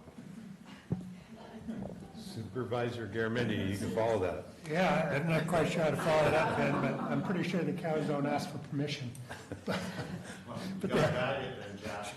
And Scott, thank you so much for your comments. I carry the book on flora and fauna that you wrote, and I thank you every time that it's not an app, because apps don't generally come in useful where I need that book. So, thank you. There's something for everybody to dislike in this document, and I think that Planning Commission has done a yeoman's work in bringing it together and making sure it's something that might work for us. To Ben's point, this is a living document. Science is changing, opinions are changing. We can update this, but it's also something that the state of California is telling us we have to do. And we either do it voluntarily now, or we do it, we're mandated to do it down the road.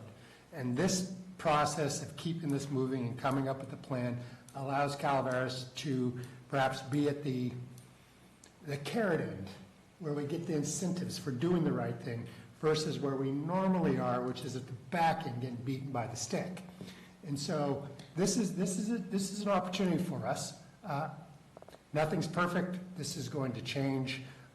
The carbon sequestration, as you noted, that science is going to evolve, and we can incorporate that and get credit for the good planning that we are doing here.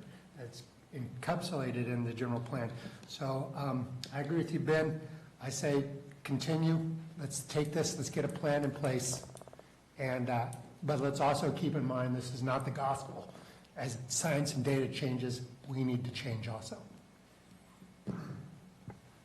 To a point of our strategic plan, we're keeping that a living document. It's to be on the desk, not on the bookshelf. This is something else we need to keep on in the same position as the strategic plan. You know, it's not going to be put on the shelf and forgotten about. We need to stay on top of it.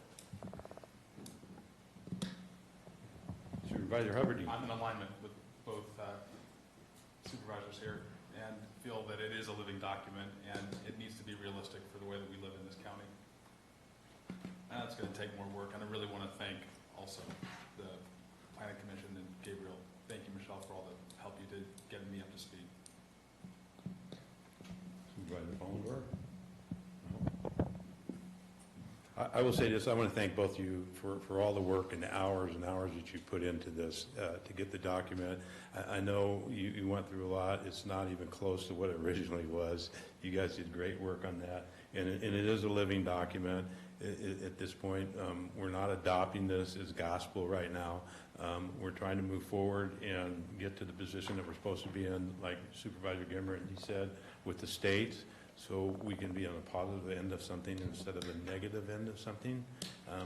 And again, even as we go forward, just like our general plan, it's a living document. It can be changed as things change and we go forward. We can make those adjustments to it. I would like to go forward myself with what we have initially here, and then when it comes back to us, we can have further discussion of it. So it's an informational item. Is there any other comments from the board on it? If not, thank you very much, Gabriel. Thank you very much, commissioners, for your work, and we'll move forward. And believe me, I know it was a lot of work. It was a lot of work you guys did.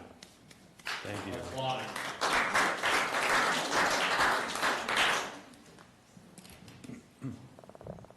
All right, Jesse, now we'll move on to 17.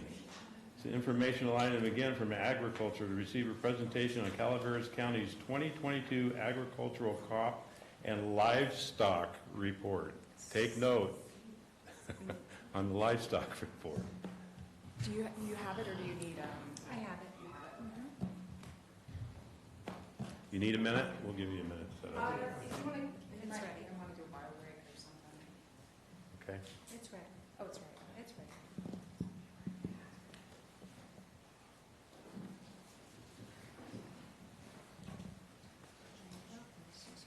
Thank you.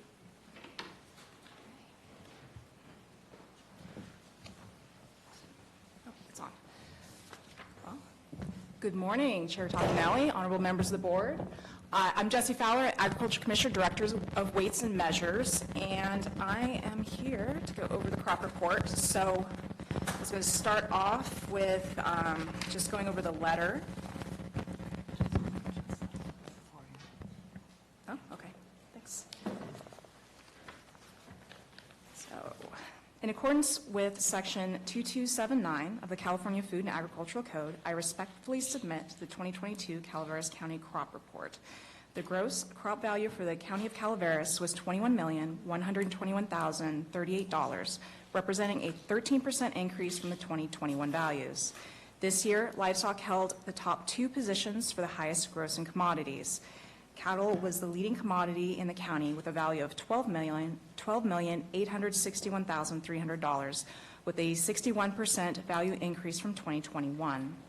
Similar to last year, other livestock was the second highest grossing commodity, valued at $3,232,617. Other livestock had a 13% value increase from 2021's $2,856,514. Despite the overall total increase, decreases in valuations for certain commodities still occurred. Timber experienced the most significant decrease of 96% from its 2021 valuation. This is not isolated to Calaveras County, however. Decreased valuation occurred in 23 of the 32 timber-producing counties, ranging from 6.5% to 100%, and averaged about 66%. One of the contributing factors of this decrease in 2022 was brought on by the housing market demand or lack thereof. As construction is directly related to the supply and price of timber, the decreased demand for the construction of new homes in 2022 meant an equally lower demand for timber.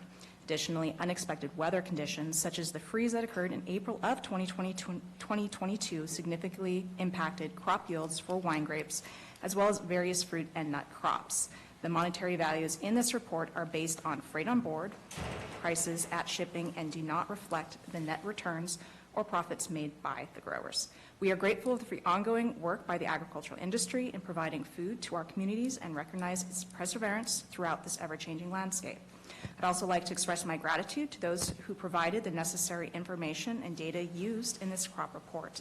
I want to thank Pauline Montemayor for her work on the design and data compilation of this report. She did a really great job. She also did the PowerPoint, and there she is. And also, I would like to, actually, since he's here, I'd like to thank Scott Anetto from UCCE, because he actually truth says a lot of the numbers for us as well. So it's definitely a community thing, putting all this together, and the surveys especially, getting those back, just making sure we have really good values. So, just click, maybe. How do you go to the next? Oh, there it goes. Haha. Okay. All right. So this is just the overall value, and then that's a 13% increase from 2021. So I'm just going to go over some of the 3 top, just kind of give you some overall trends that happens with these. All right. So with cattle. So cattle, the prices per pound were slightly better in 2022 than 2021, but the issue with this is that there was still a lot of drought, so a lot of the ranchers had to supplement, had to cull a lot of cattle just because of cost. So there was a lot more cattle going to market. So that's actually a large part of that 61% value increase. So yeah, that's pretty much covers that one. So in other livestock, for this one, actually, the largest portion of other livestock is poultry. And with poultry, they actually saw a decent value increase of 13%, and that was actually because of the highly pathogenic avian influenza. So that actually, they had to do a lot of bird culling, the flocks, domestically. Even this morning I was reading they had to cull a million bird flock because of this. So again, supply and demand, yeah, it's still a huge ongoing problem, especially now that all the birds are coming down the flyways. So they're expecting to see more of that locally too. But that obviously supply and demand, so that increased the value of birds on the market. All right.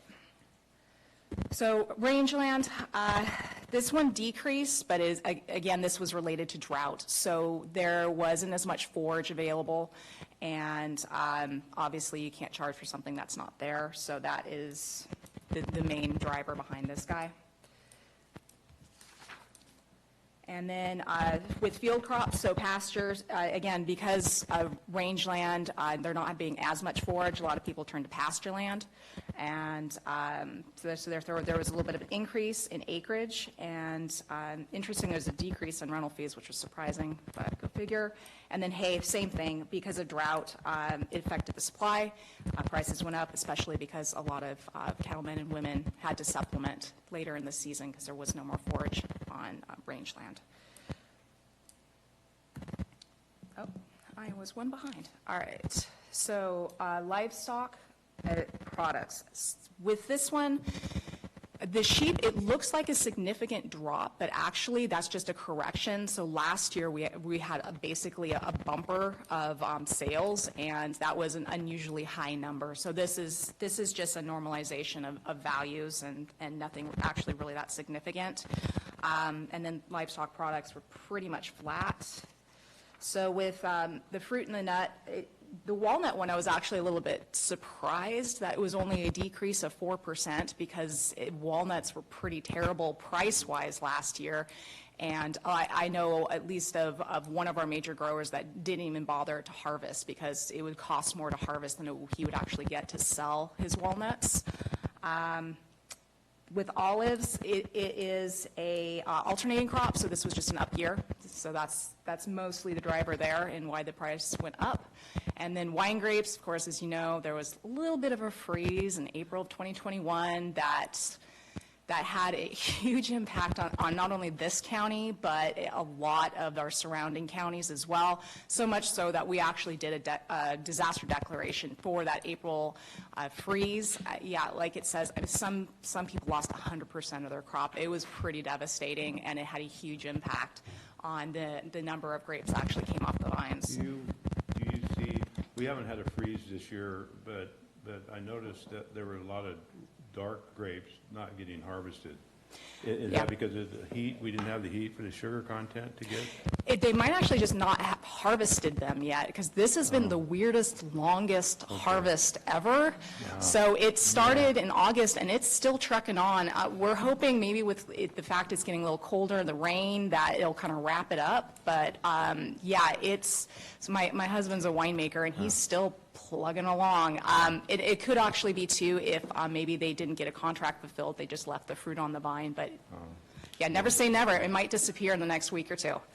Hopefully so, because there's a lot, especially the dark ones, the white ones, the light green ones. They seem to be all harvested. It's just, and I thought maybe it was the sugar content because we didn't have the heat to get it up there. So.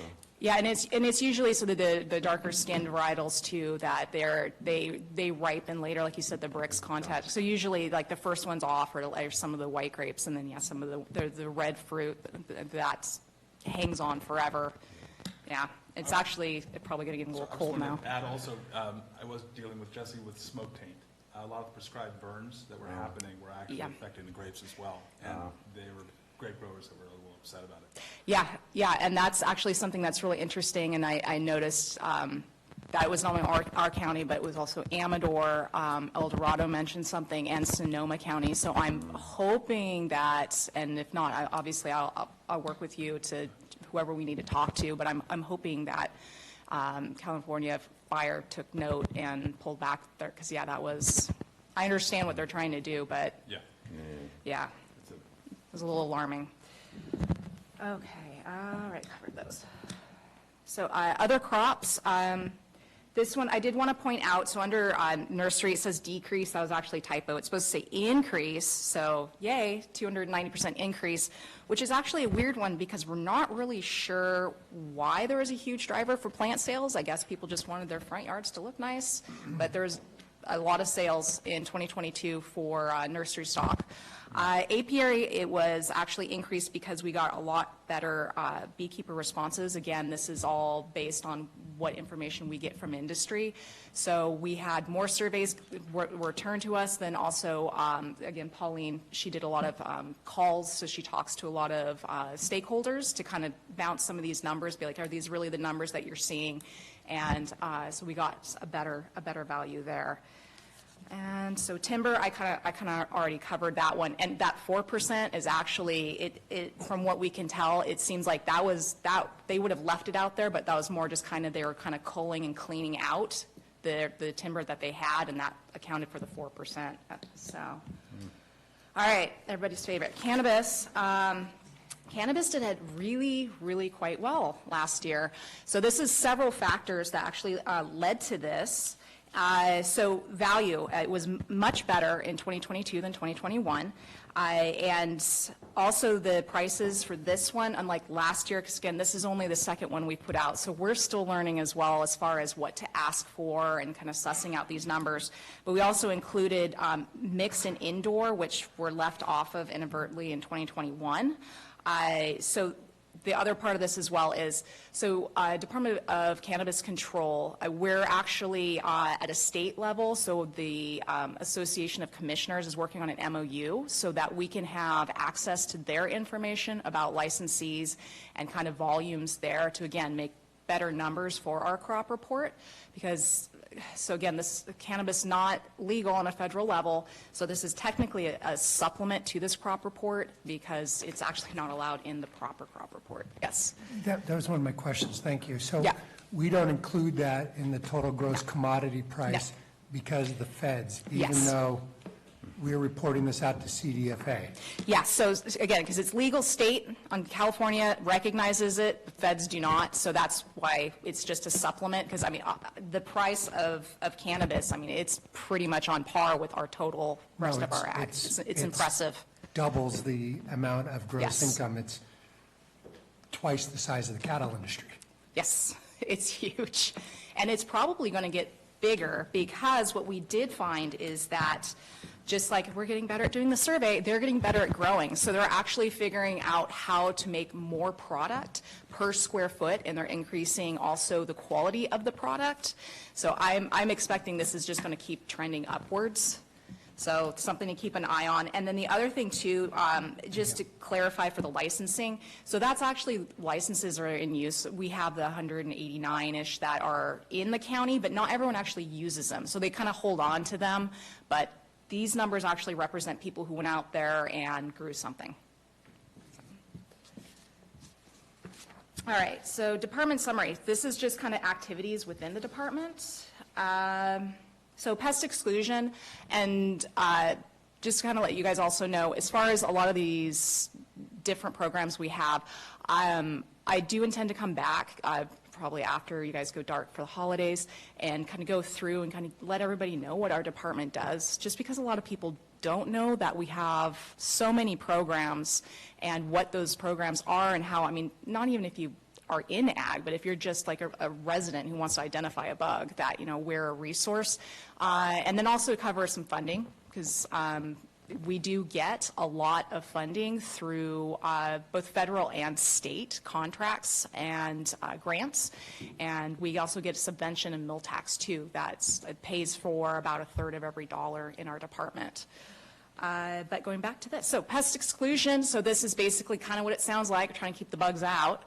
And with this one, so what we'll do is we go to anyone, like any lumber stores, any box stores, or just straight nurseries that actually sell nursery stock that comes in from out of the county. We'll go out there and we look for certain bugs. Mostly it's something called glasswing sharpshooter, which would decimate our grape industry. Fortunately, we don't have it, but it is naturalized in Southern California. It's not native to California. So we went out, did 39 inspections for that, and then the other thing we do is we go to the UPS, the sorting facility we have in the county. So we go out there, as you can see, pretty much every single day, and we look for any agricultural packages that are coming through, because backyard fruit is the #1 way to get non-native pests into our county that we do not want.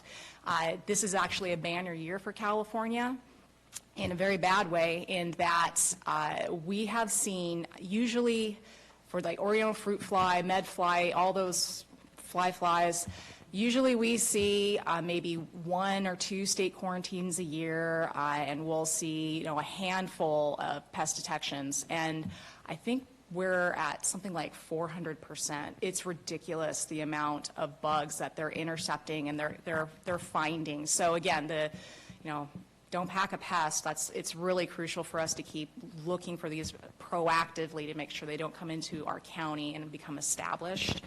Pest detection, so that is, again, part of keeping stuff out. What that is looking for stuff that might have just started to be established here, and that's actually how they found a lot of these fruit flies across California, and something called a spongy moth and Japanese beetle. So this one is directed by our contract with California Department of Food and Agriculture as far as kind of what they want to see out in the field. So we take that, we go out, that's how many traps that we deploy, the types of bugs that we deploy them for. So that includes like the ones I just said, like the medfly and the Japanese beetle, the spongy moth, and then we go out when we service them, make sure that we don't have any of those bad bugs in there. Let's see, move on to the next one. Then with direct marketing, again, this is us going out to the farmers markets and just making sure that there's the proper signage up, that everybody selling there actually grew what they purport to have grown. And part of that, the other side of it, is the certified producer certificates. So that is actually when we go out, and we will actually go out to the fields and actually look for those tomatoes growing, make sure that that's where they came from. Then weights and measures, that's a very important part of our department, and anytime anyone is out there and they see that little circular seal on there, that lets them know that when they're buying something commercially, if it's by weight measure, it is accurate and they are getting what they paid for. So those numbers were pretty level from last year. And then the other thing, too, that I wanted to bring up that was in the crop report is we did have that 5-county, the pesticide disposal day last November. I'm really quite proud of that. That took a lot of effort. It took about a year to put together, believe it or not, just to get contracts with all the hazmat companies and everything to come and take the material. So again, I was really happy to be a part of that, have Calaveras be able to kind of jump on that bandwagon, just because it's an expensive event to put together, and we were able to do that through a Department of Pesticide Regulation grant. And then otherwise, that's pretty much all I have, unless you guys have some questions for me. So how often does it happen that you go to a farmer's market and somebody's selling tomatoes, and then you go out and find that they're growing pumpkins and not tomatoes? And yeah. So fortunately, being in a smaller county, we actually have a much better interaction with our growers, and we can kind of do more of a one-on-one, see what they're doing, and it's really quite rare. But I will say, having come from a larger county, that it is surprising how many people, when you go out there and they'll have a box, like a banker box of potatoes or something else, and it's like, it's not in the ground, but you have this commercial box, and so it does happen. Fortunately, not so much in this county, though. That's good. Yeah. Supervisor Garamendi. Thank you, Jesse. And I want to thank you for coming back in the new year and really breaking it out. I think we do almost $500,000 of general fund to your department. Yes. It'd be good to see it. And also having a UCCE in there as well. We put a lot of money into those programs on. I think it'd be great for us all to see what it's going. One of the things that, when we were doing our 1795 cannabis regulation the other day, Doug Oliver, the director, had how many permits, work permits, which was pretty enlightening. Over 500 jobs created through that industry. So dollar to dollar, that's quite a bit. I wonder if, as you go through collecting those data, if there's ever the opportunity to add job data to those industries. I mean, certainly cattlemen use a lot less labor than cannabis farms or grapes. And so that would be a really interesting piece to add into the report, is the economic impact to the community, not just in our gross sales. Because I think it would show really that it's not just the ranchers, it's the guys who run the feed stores, who service the vehicles, I don't know how you do that, but I think it would be an interesting thing if those numbers even exist. Yeah, and I can certainly try to extrapolate that. I do know, so again, the commissioners on a statewide level have actually done, not with cannabis, because again, that federal thing, but they actually did that, an economic survey for just regions, not by county, unfortunately. But I'm wondering if maybe I can extrapolate from that a little bit and just, again, just reach out to stakeholders and It kind may of. not even be possible, but, but I do look forward to the new year and hearing Yeah. the detail. Thank you. Yeah, great. Thank you. Any other board comments, questions? If not, I'll open it to the public. Is there any public comments or questions on this item? Seeing none. Thank you, Jesse, for a great report as usual. Yeah, great. Thank you. And again, if you guys ever have any questions, you know where I'm at. So happy to help. And compliments, it was a really nice looking presentation. That's all. Great That's job. all her. She's our really good designer.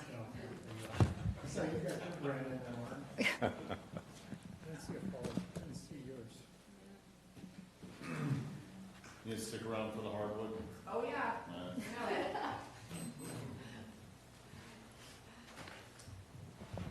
All right. We'll move on to item number 18. It's an informational item from planning to receive a presentation and provide policy feedback on draft Oak Woodlands ordinance to staff and the Hardwood Advisory Committee. Gabriel, you're the man again. Man of the hour. Good morning, board members, CEO, county council. This item is coming before you because the Hardwood Advisory Committee has spent an immense amount of time on this ordinance. And if the board concurs with the language of the ordinance, then you can give direction as to whether to bring it back to you with additional modifications or take it directly to the Planning Commission, and then it would have to come back to the board for final approval. The ordinance itself has been very sensitive to the goals of the general plan, and we've tried to implement some of those measures that we think, if we're going to adopt an ordinance of this nature, these would be some of the things that should be included in them. Financially, it's not costing the county any significant amount of money besides just staff salaries. So the options before the board is to either say we don't like this, take it back, bring us something else, or tell us that you like this, and then either bring it back with your modifications or take it to the Planning Commission for approval. So those will be the next steps. And if you have any questions for me. I believe, yes, Supervisor Follendorf, you have questions? Yeah. Okay. This is really good. I've seen the first and heard about the first version too, and this is a huge improvement. The questions I have primarily have to do with the county mitigation section. It's really hyper-focused on conservation easement. Was there any dialogue to explore in lieu into a separate county fund rather than going into a state fund that specifically spelled out? Because under the Public Resource Code, there is a section that other mitigation measures developed specifically by the county, which would be in lieu. And then also, instead of just primary conservation easement, open space easement, which then allows for, where you can lock it in with 10, 20, 30 years or whatever those years are, versus a complete conservation easement where you can't do any development, even if the property owner changes that. So those were mostly my questions, and I'm sure you had the dialogue, but it's not in here, and I think I would like, at least personally, I would like to see that, because my concern is going forward into the county, we continue to do these conservation easements, we're locking any potential growth. For example, if anyone doesn't know, Greenhorn Creek, one side of the fence line, you can never expand because it is locked into a conservation easement. So there's no ability for the city there is no want to incorporate that into a city or even if the county wanted to butt up into that service area, you can't. It's no development, which would make sense because that should be where development goes versus out in the middle of nowhere with no services. Absolutely. Before I answer your question, let me just mention that I have 2 members of the Hardwood Advisory Committee in the audience this morning. So there they are in the back. And District 5 Supervisor Stopper is also the chair of the Hardwood Advisory Committee. We discussed the possibility of in lieu fees, and we had some concerns because the concerns would be the methodology of actually identifying what the fees are going to be. We had very lengthy discussions about it. Are we going to use the services of a consultant who is going to identify the cost of a tree and therefore provide us what the in lieu fees would be? And we were not so sure whether or not that's going to lead to us having to do some kind of a nexus study and things of that nature. So we tried to put all that type of mitigation into just land conservation, and by us just being a pass-through agency for conservation as mitigation measures for impacts on oak woodlands, we think we avoided that particular area a little bit. Now, if the board wants us to look at in lieu fees specifically, then we would have to have conversations with legal counsel as to what would be the best way to do it. Now, there are some other ordinances that I've seen that have actually gone directly out there and thrown in dollar amounts, but then it kind of becomes, how did you arrive at that number? Do we have to do any kind of special studies, et cetera, et cetera? So that's how, that is the story on those in lieu fees. That makes sense. I just have concerns because we're kind of in a moment of time where we're with this creation, but we're not putting any investments back into our own county to keep the health of the current woodlands we have. Right. We have massive overgrowth, build up fuel, and we're having to depend on other outside agencies and dollars, and if we even are lucky to get grants, to clean up those. And so I just want to make sure we don't pass ourselves when we have this in front of us now to reinvest back into the current woodland system we have in our county and have that control. Yeah. And not to baggage on top of the ag department, but we have other partners such as the RCD that we created years ago and things like that. And so how I guess reinvesting into them to continue to do that so they're not depending on those grants. So I get the nexus, and I see that I understand the complexity of that and what further the delay this could cause to the current ordinance in front of us, but I also don't want to pass our opportunity to reinvest in ourselves so we're not reliant on other funds. Okay, thank you. If I can add to that. Yes. If you don't mind, sir. Yeah. We spent a lion's share of months and months of meetings talking about exactly that. And, RCD did come up, because what's the vessel that carries that money and provides the work, which RCD would be a very good spot for that to lie in. But at the same time, the investment of those dollars in lieu, we were also careful. We wanted to be careful and not do it in lieu fees that could go out to the state woodlands, because more often than not, those monies get spent elsewhere in other counties. And it's very complicated, and there's a lot of different facets to it. It's a good thought process, and we all wanted to make that happen. But when it comes down to it, possible exposure with putting down a price on that and not having a nexus study behind it, and having someone be able to come forward later on and say, hey, you charged me an unjustified amount.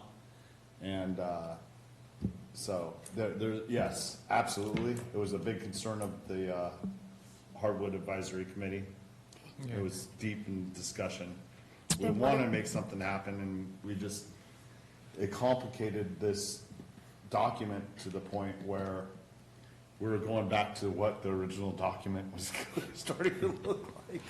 And so I have to commend them, because it's been like a tidal wave, or the tides of the ocean, you know? First, we started out very complicated, then we reeled it back, and then we started talking about all these issues, and then it got very complicated again. And they're like, wait a minute, maybe simpler is easier, and starting out there. And this is another document we can decide if we want to keep it living, because I think it probably should be.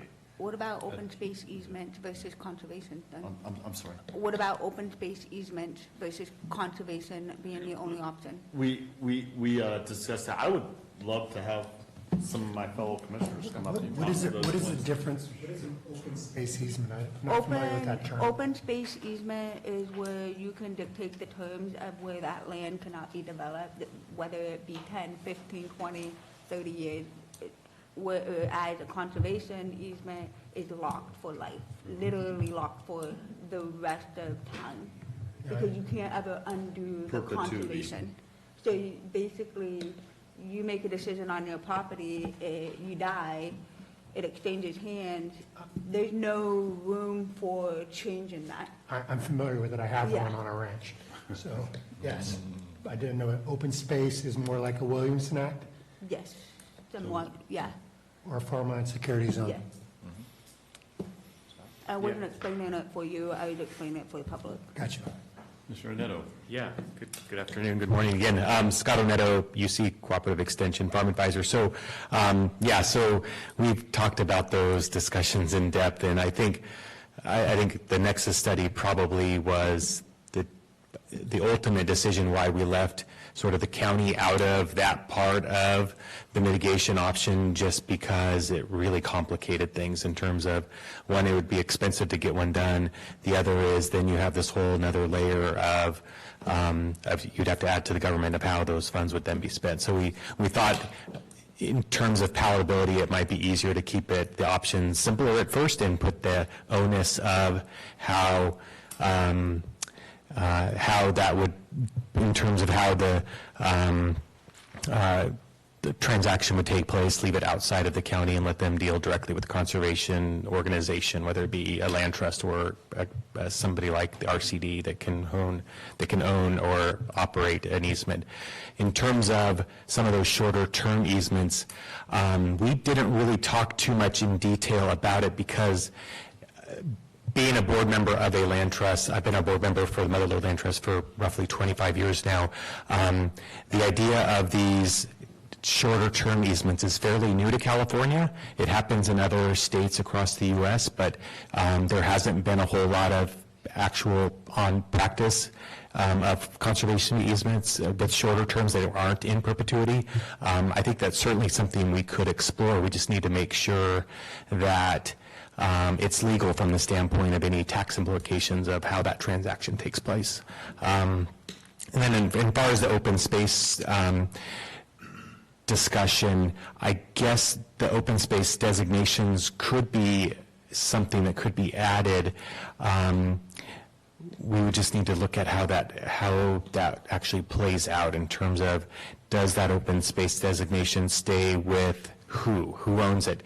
Does it go to, because usually if it's we're talking about developed land, once that development takes place, things get parcelized out, they get built, whatever it is, they then get sold, and then you have this area, this nebulous of space that maybe gets an open space designation. Who then who owns that, who maintains it, and how does that all happen? And so those are some of the concerns that we kind of talked about with the open space one.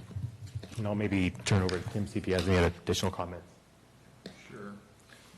My name is Tim Tate. I'm a registered professional forester, component of the Hardwood Advisory Committee. One thing I just wanted to address Supervisor Fullendorf's question. If I heard you right, you may have been concerned about this ordinance impacting fuel reduction projects that may flow through the RCD. No, it's more just improving the current health of our current Oakland and just making sure that we had available funds without depending on external money to keep the existing woodlands thriving. especially with the amount of drought, because there is a lot of overcrowing, overgrowth of fuel. Well, one thing about this ordinance, it does not affect any, or another way to look at it, activities that are exempt from this ordinance would be like fuel reduction projects through the CCI grants that may happen to improve the health of the woodlands, maybe thinning or something like that.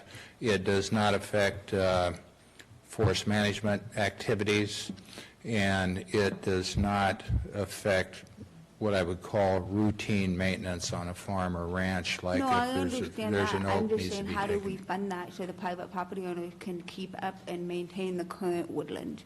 I get that, but without having to depend on like CAL FIRE to do those specific projects. So I'm just worried that we depend so much on the external money factors, we're not investing in ourselves to do exactly those items. I agree, but what I this doesn't generate revenue, so I'm sure it's helpful in that regard. If I may chime in, the goal of this ordinance is to mitigate the destruction of oak woodlands as part of a subdivision, a large subdivision. So it only applies in that scenario. So if a developer comes into the county and they're trying to build, and let's say there are oak woodlands on the property, they would have to mitigate for that. It doesn't affect what happens on privately owned properties. And I know you understand. Yeah, but then you just, so that would be where the money comes from, is to Right. fund ourselves, is from the development fees, is what I'm saying. So there is money there, because the developers still have to pay for those mitigations. Well, they It's can like we either- just had to do that with. Yeah. Yeah, I mean- So that's where the funding would come from, and that's where it's asking if there was I get development in this county is few and far between, but why aren't we taking that money? Why are we allowing them to deposit it into the state fund or other funds? That's where my question is coming, but Ben answered it, so that's. Yeah, no, and I think it's a little multi-level there, Ms. Wollendorf. Yeah. I mean, if that's something we can explore. My concern about just having an open space easement is that we want the mitigation to be in perpetuity. Because if you take out an oak tree, you're taking something that, is perhaps not replaceable. By the time the oak gets to be the size of the oak you took away, it's probably going to take, 20, 30 years. So, so that's why we're looking at conservation. With conservation, we know it's going to always be protected, or else we're just having a repeat of, we grow oak trees, somebody comes and destroys them, and then we grow oak trees again, and somebody comes to destroy them, and we're trying to avoid that. The goal is to prevent the removal of oak trees, but we know that's not reasonable. It's not sustainable. And because if we want development, we're going to have to do something. So what this ordinance does is to provide avenues for the removal of oak trees and adequate mitigation. If you think, and this is the board collectively, that there's not enough mitigation in this ordinance, please give us some direction, and we'll go and we'll beef it up a little bit. And we just have to get, legal counsel to make sure that whatever direction we're going is not going to be is going to be consistent with, with the goals of the general plan and just law in general. If I could just clarify one thing, Chair Toffanelli, and I apologize, I may have misunderstood Director Elliott, but I just want to make it clear, this doesn't only apply to like large development, it applies to any non-exempt discretionary approval. Exactly. Yes. Supervisor Garamendi? Thank you very much, and to the advisory board and Supervisor Stopper, thank you for all your work on this. I mean, this has come a long way from the first version I saw. So I was happy to read this. It does apply to all discretionary, as you pointed out. I think to Supervisor Follendorf's point, anything we do as far, I'm good with this ordinance as it stands. I think an easement should be permanent. We have other vehicles available for shorter-term easements, Farmland Security Act, Williamson Act, other tools. This is about mitigation. Those trees are gone, they're gone. But I do want to make sure that any mitigation funds that come out, assuming someday we do have some development and there's fees generated, they are spent in Calaveras. And you did that when you talked about offsetting trees, mitigation from Calaveras, and I like the fact that we're letting the semi-private sector figure that out. The developer's going to come, and they're going to go shop with the Motherlode Land Trust or the Cattlemen's Association, I guess the Rangeland Trust, whomever, and they're going to go out and shop and let the market find the fit. So we don't have to be involved in that. There's a market that exists. We can stay out of it. But if they do in lieu, we do have to figure out a way that that money, to Supervisor Fallendo's point, is spent in the county. So that was the only part. So if we could work out that piece, even if we just say, you know what, we're not going to do in lieu, you're going to have to sequester your car or save your trees in Calaveras, that's fine. It just would break my heart to see this money go to the Wildlife Conservation Board and spent in any of the other 57 other counties. So, Sonoma. Good job. Yeah. Thank you. Any other comments? Before I open it to public comment, is there any? I just wanted to ask, what happens to those that don't comply with the ordinance? Tim takes them up to the woods. Because I didn't see anything in the ordinance, I mean, as far as Well, that's... trees disappearing in the middle of the night kind of thing. Well, the preamble to the ordinance, at least one of the versions, would prohibit anybody from actually destroying oak woodlands on the property prior to applying for a subdivision application. So if we, through technology, we can tell, you know, we look at, Google Earth, and here's a lush oak woodland 6 months ago, and then today you show up with an application and said, I want to build 200 homes, and the land is barren. Well, we're going to have to ask some questions, and at that particular point, you're going to have to make sure that we're actually walking within our legal limits. To what extent do we exercise authority to say, you cut the trees down, you have to mitigate for them? So, but there is language in the ordinance for that. Just to that point, under section 17.101.040 on page, I guess that'd be roughly 5, there is a section that says it's under approval required prior to removal. Violation of this clause will result in assessment of fines to the developer through the project's conditions of approval and mitigation measures. So there is a statement in reference to that. And then I guess maybe to your comment, Supervisor Garamendi, we do have under that section on oak woodland mitigation that the mitigation of oak woodlands shall take place within Calaveras County. If that's not strong enough, if the one concern that we all had is that option C, which is the contribution of funds to the state's oak woodland mitigation bank. Yeah, and we tried to get clarification because we have seen some other counties' ordinances where they actually have a sentence in that same statement where it says those funds are to be spent in that county. But we haven't been able to get clarification from the state that that actually can happen. So. Well, I think my understanding, and Ms. Moss-Lewis can correct me if I'm wrong, I believe that our general plan requires that to be an option, obviously amongst others. And so, I mean, Mr. Onetto brings up a good point. We could put in language saying these must be spent in Calaveras, but I think, yeah, I agree that we don't necessarily know the answer to whether that will fly. Probably because the state's taking the money. Yeah, we have seen counties that have that same the verbiage exactly the same. You can put it in and see what happens. Yeah. I have a question on the mitigation efforts. If I'm clearing a piece of property for development and I have to take out 12 trees, my mitigation for an easement, does it have to have 12 trees or more in it? So equal for equal? Is that, no, there's not. or more? More, yeah. More. Or more, that's my question. It at least has a minimum that you're taking out or more. Yeah, more, definitely more, depending on the age and the type of the tree that's being removed. So, and we have a table in there that shows a Yeah, I saw, I replacement. just want to make sure it clarified, I Right. was reading it Yeah, correctly. it could be 1-for-1, 2.5-to-1, and so on and so forth, if you want. Okay. Well, actually, what you're probably talking about would be the removal of what we've defined as a heritage tree.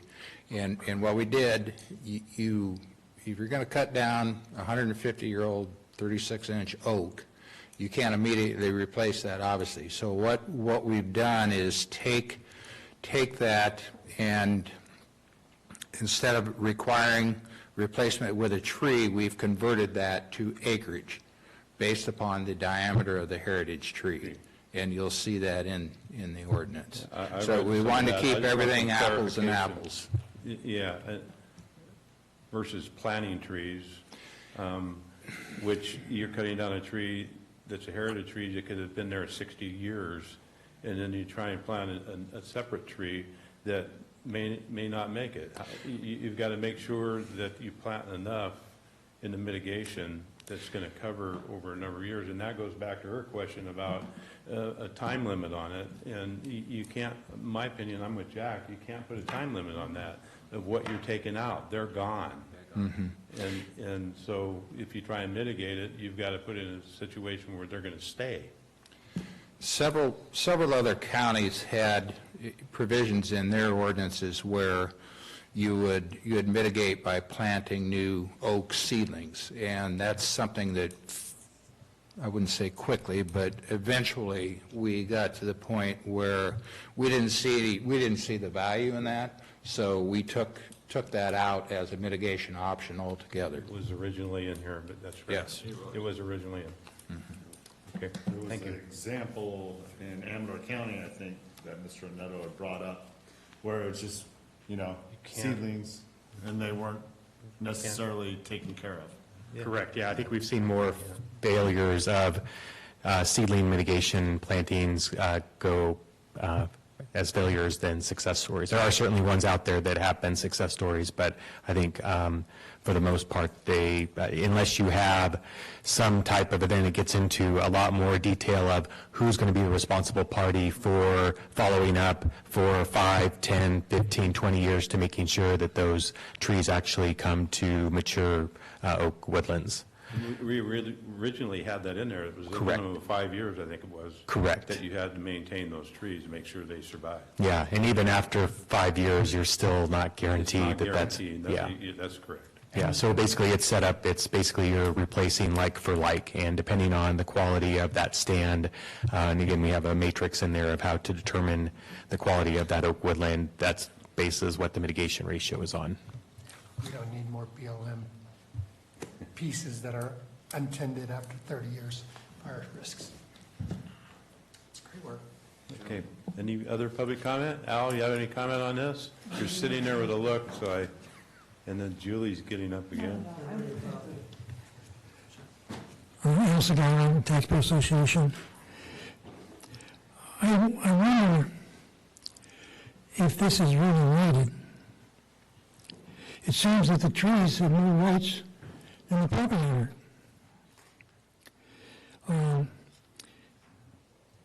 It seems that the marketplace has value for heritage trees, especially when they're planned within a subdivision, because it really adds value to the subdivision.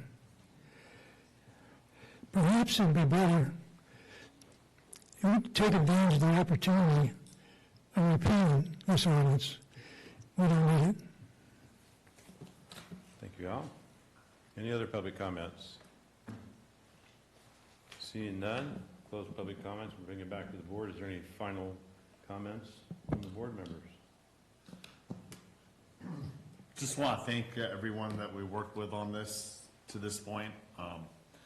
There's a lot of really intelligent, enthusiastic people in that committee, and they put in a lot of good work to get to this point. So just want to thank them, and I'm really happy with what we have to this point. And that's it. Thank you. Thank everybody that got involved in this, and thank Ben for being part of our board member on this committee. With that, that was an informational item, so we will go forward. No?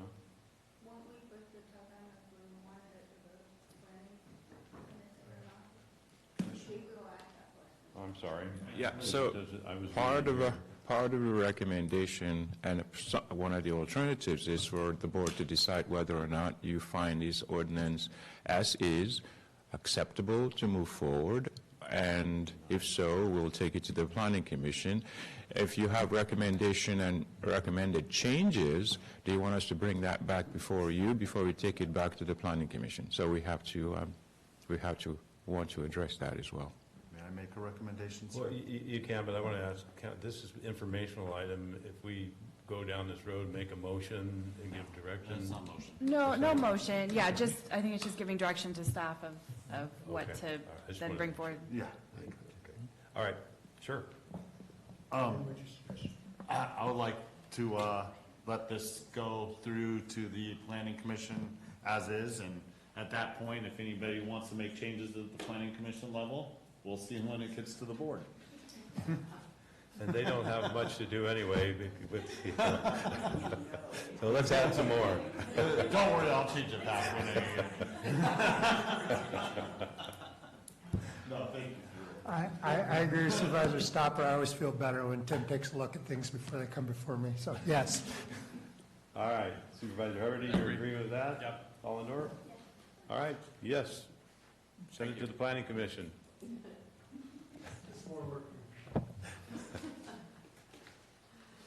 All right, with that, we will move on to the next item, which is staff announcements. In compliance with Government Code 53232.3D, board members should provide brief reports in any meetings attended at the expense of the local agency and may make other announcements or report out. We'll start with Supervisor London Hubbard. I didn't write this out loud. So on the second, I attended Oh, sorry, Supervisor Hubbard, your mic. Thank you. On the second, I attended the Agency on Aging meeting. Again, pushing forward our idea of burn buddies, which is great. They were incredibly helpful. And tonight at the Town Hall in San Andreas is the PG&E Town Hall, which I think is really important for a lot of the constituents in my area who've been calling regarding PG&E issues. Just want to remind everybody to show up. And Dia de los Muertos was fantastic last weekend. So thank you. Supervisor Garamendi. Thank you, Mr. Chair. I'm required to report I attended the strategic revenue workshop with you on November 1st and 2nd, and thank you very much to everybody who helped put that together. Supervisor Vollendorf. You have nothing to report? Supervisor Stopper. CSAC will be next week. We'll be attending that.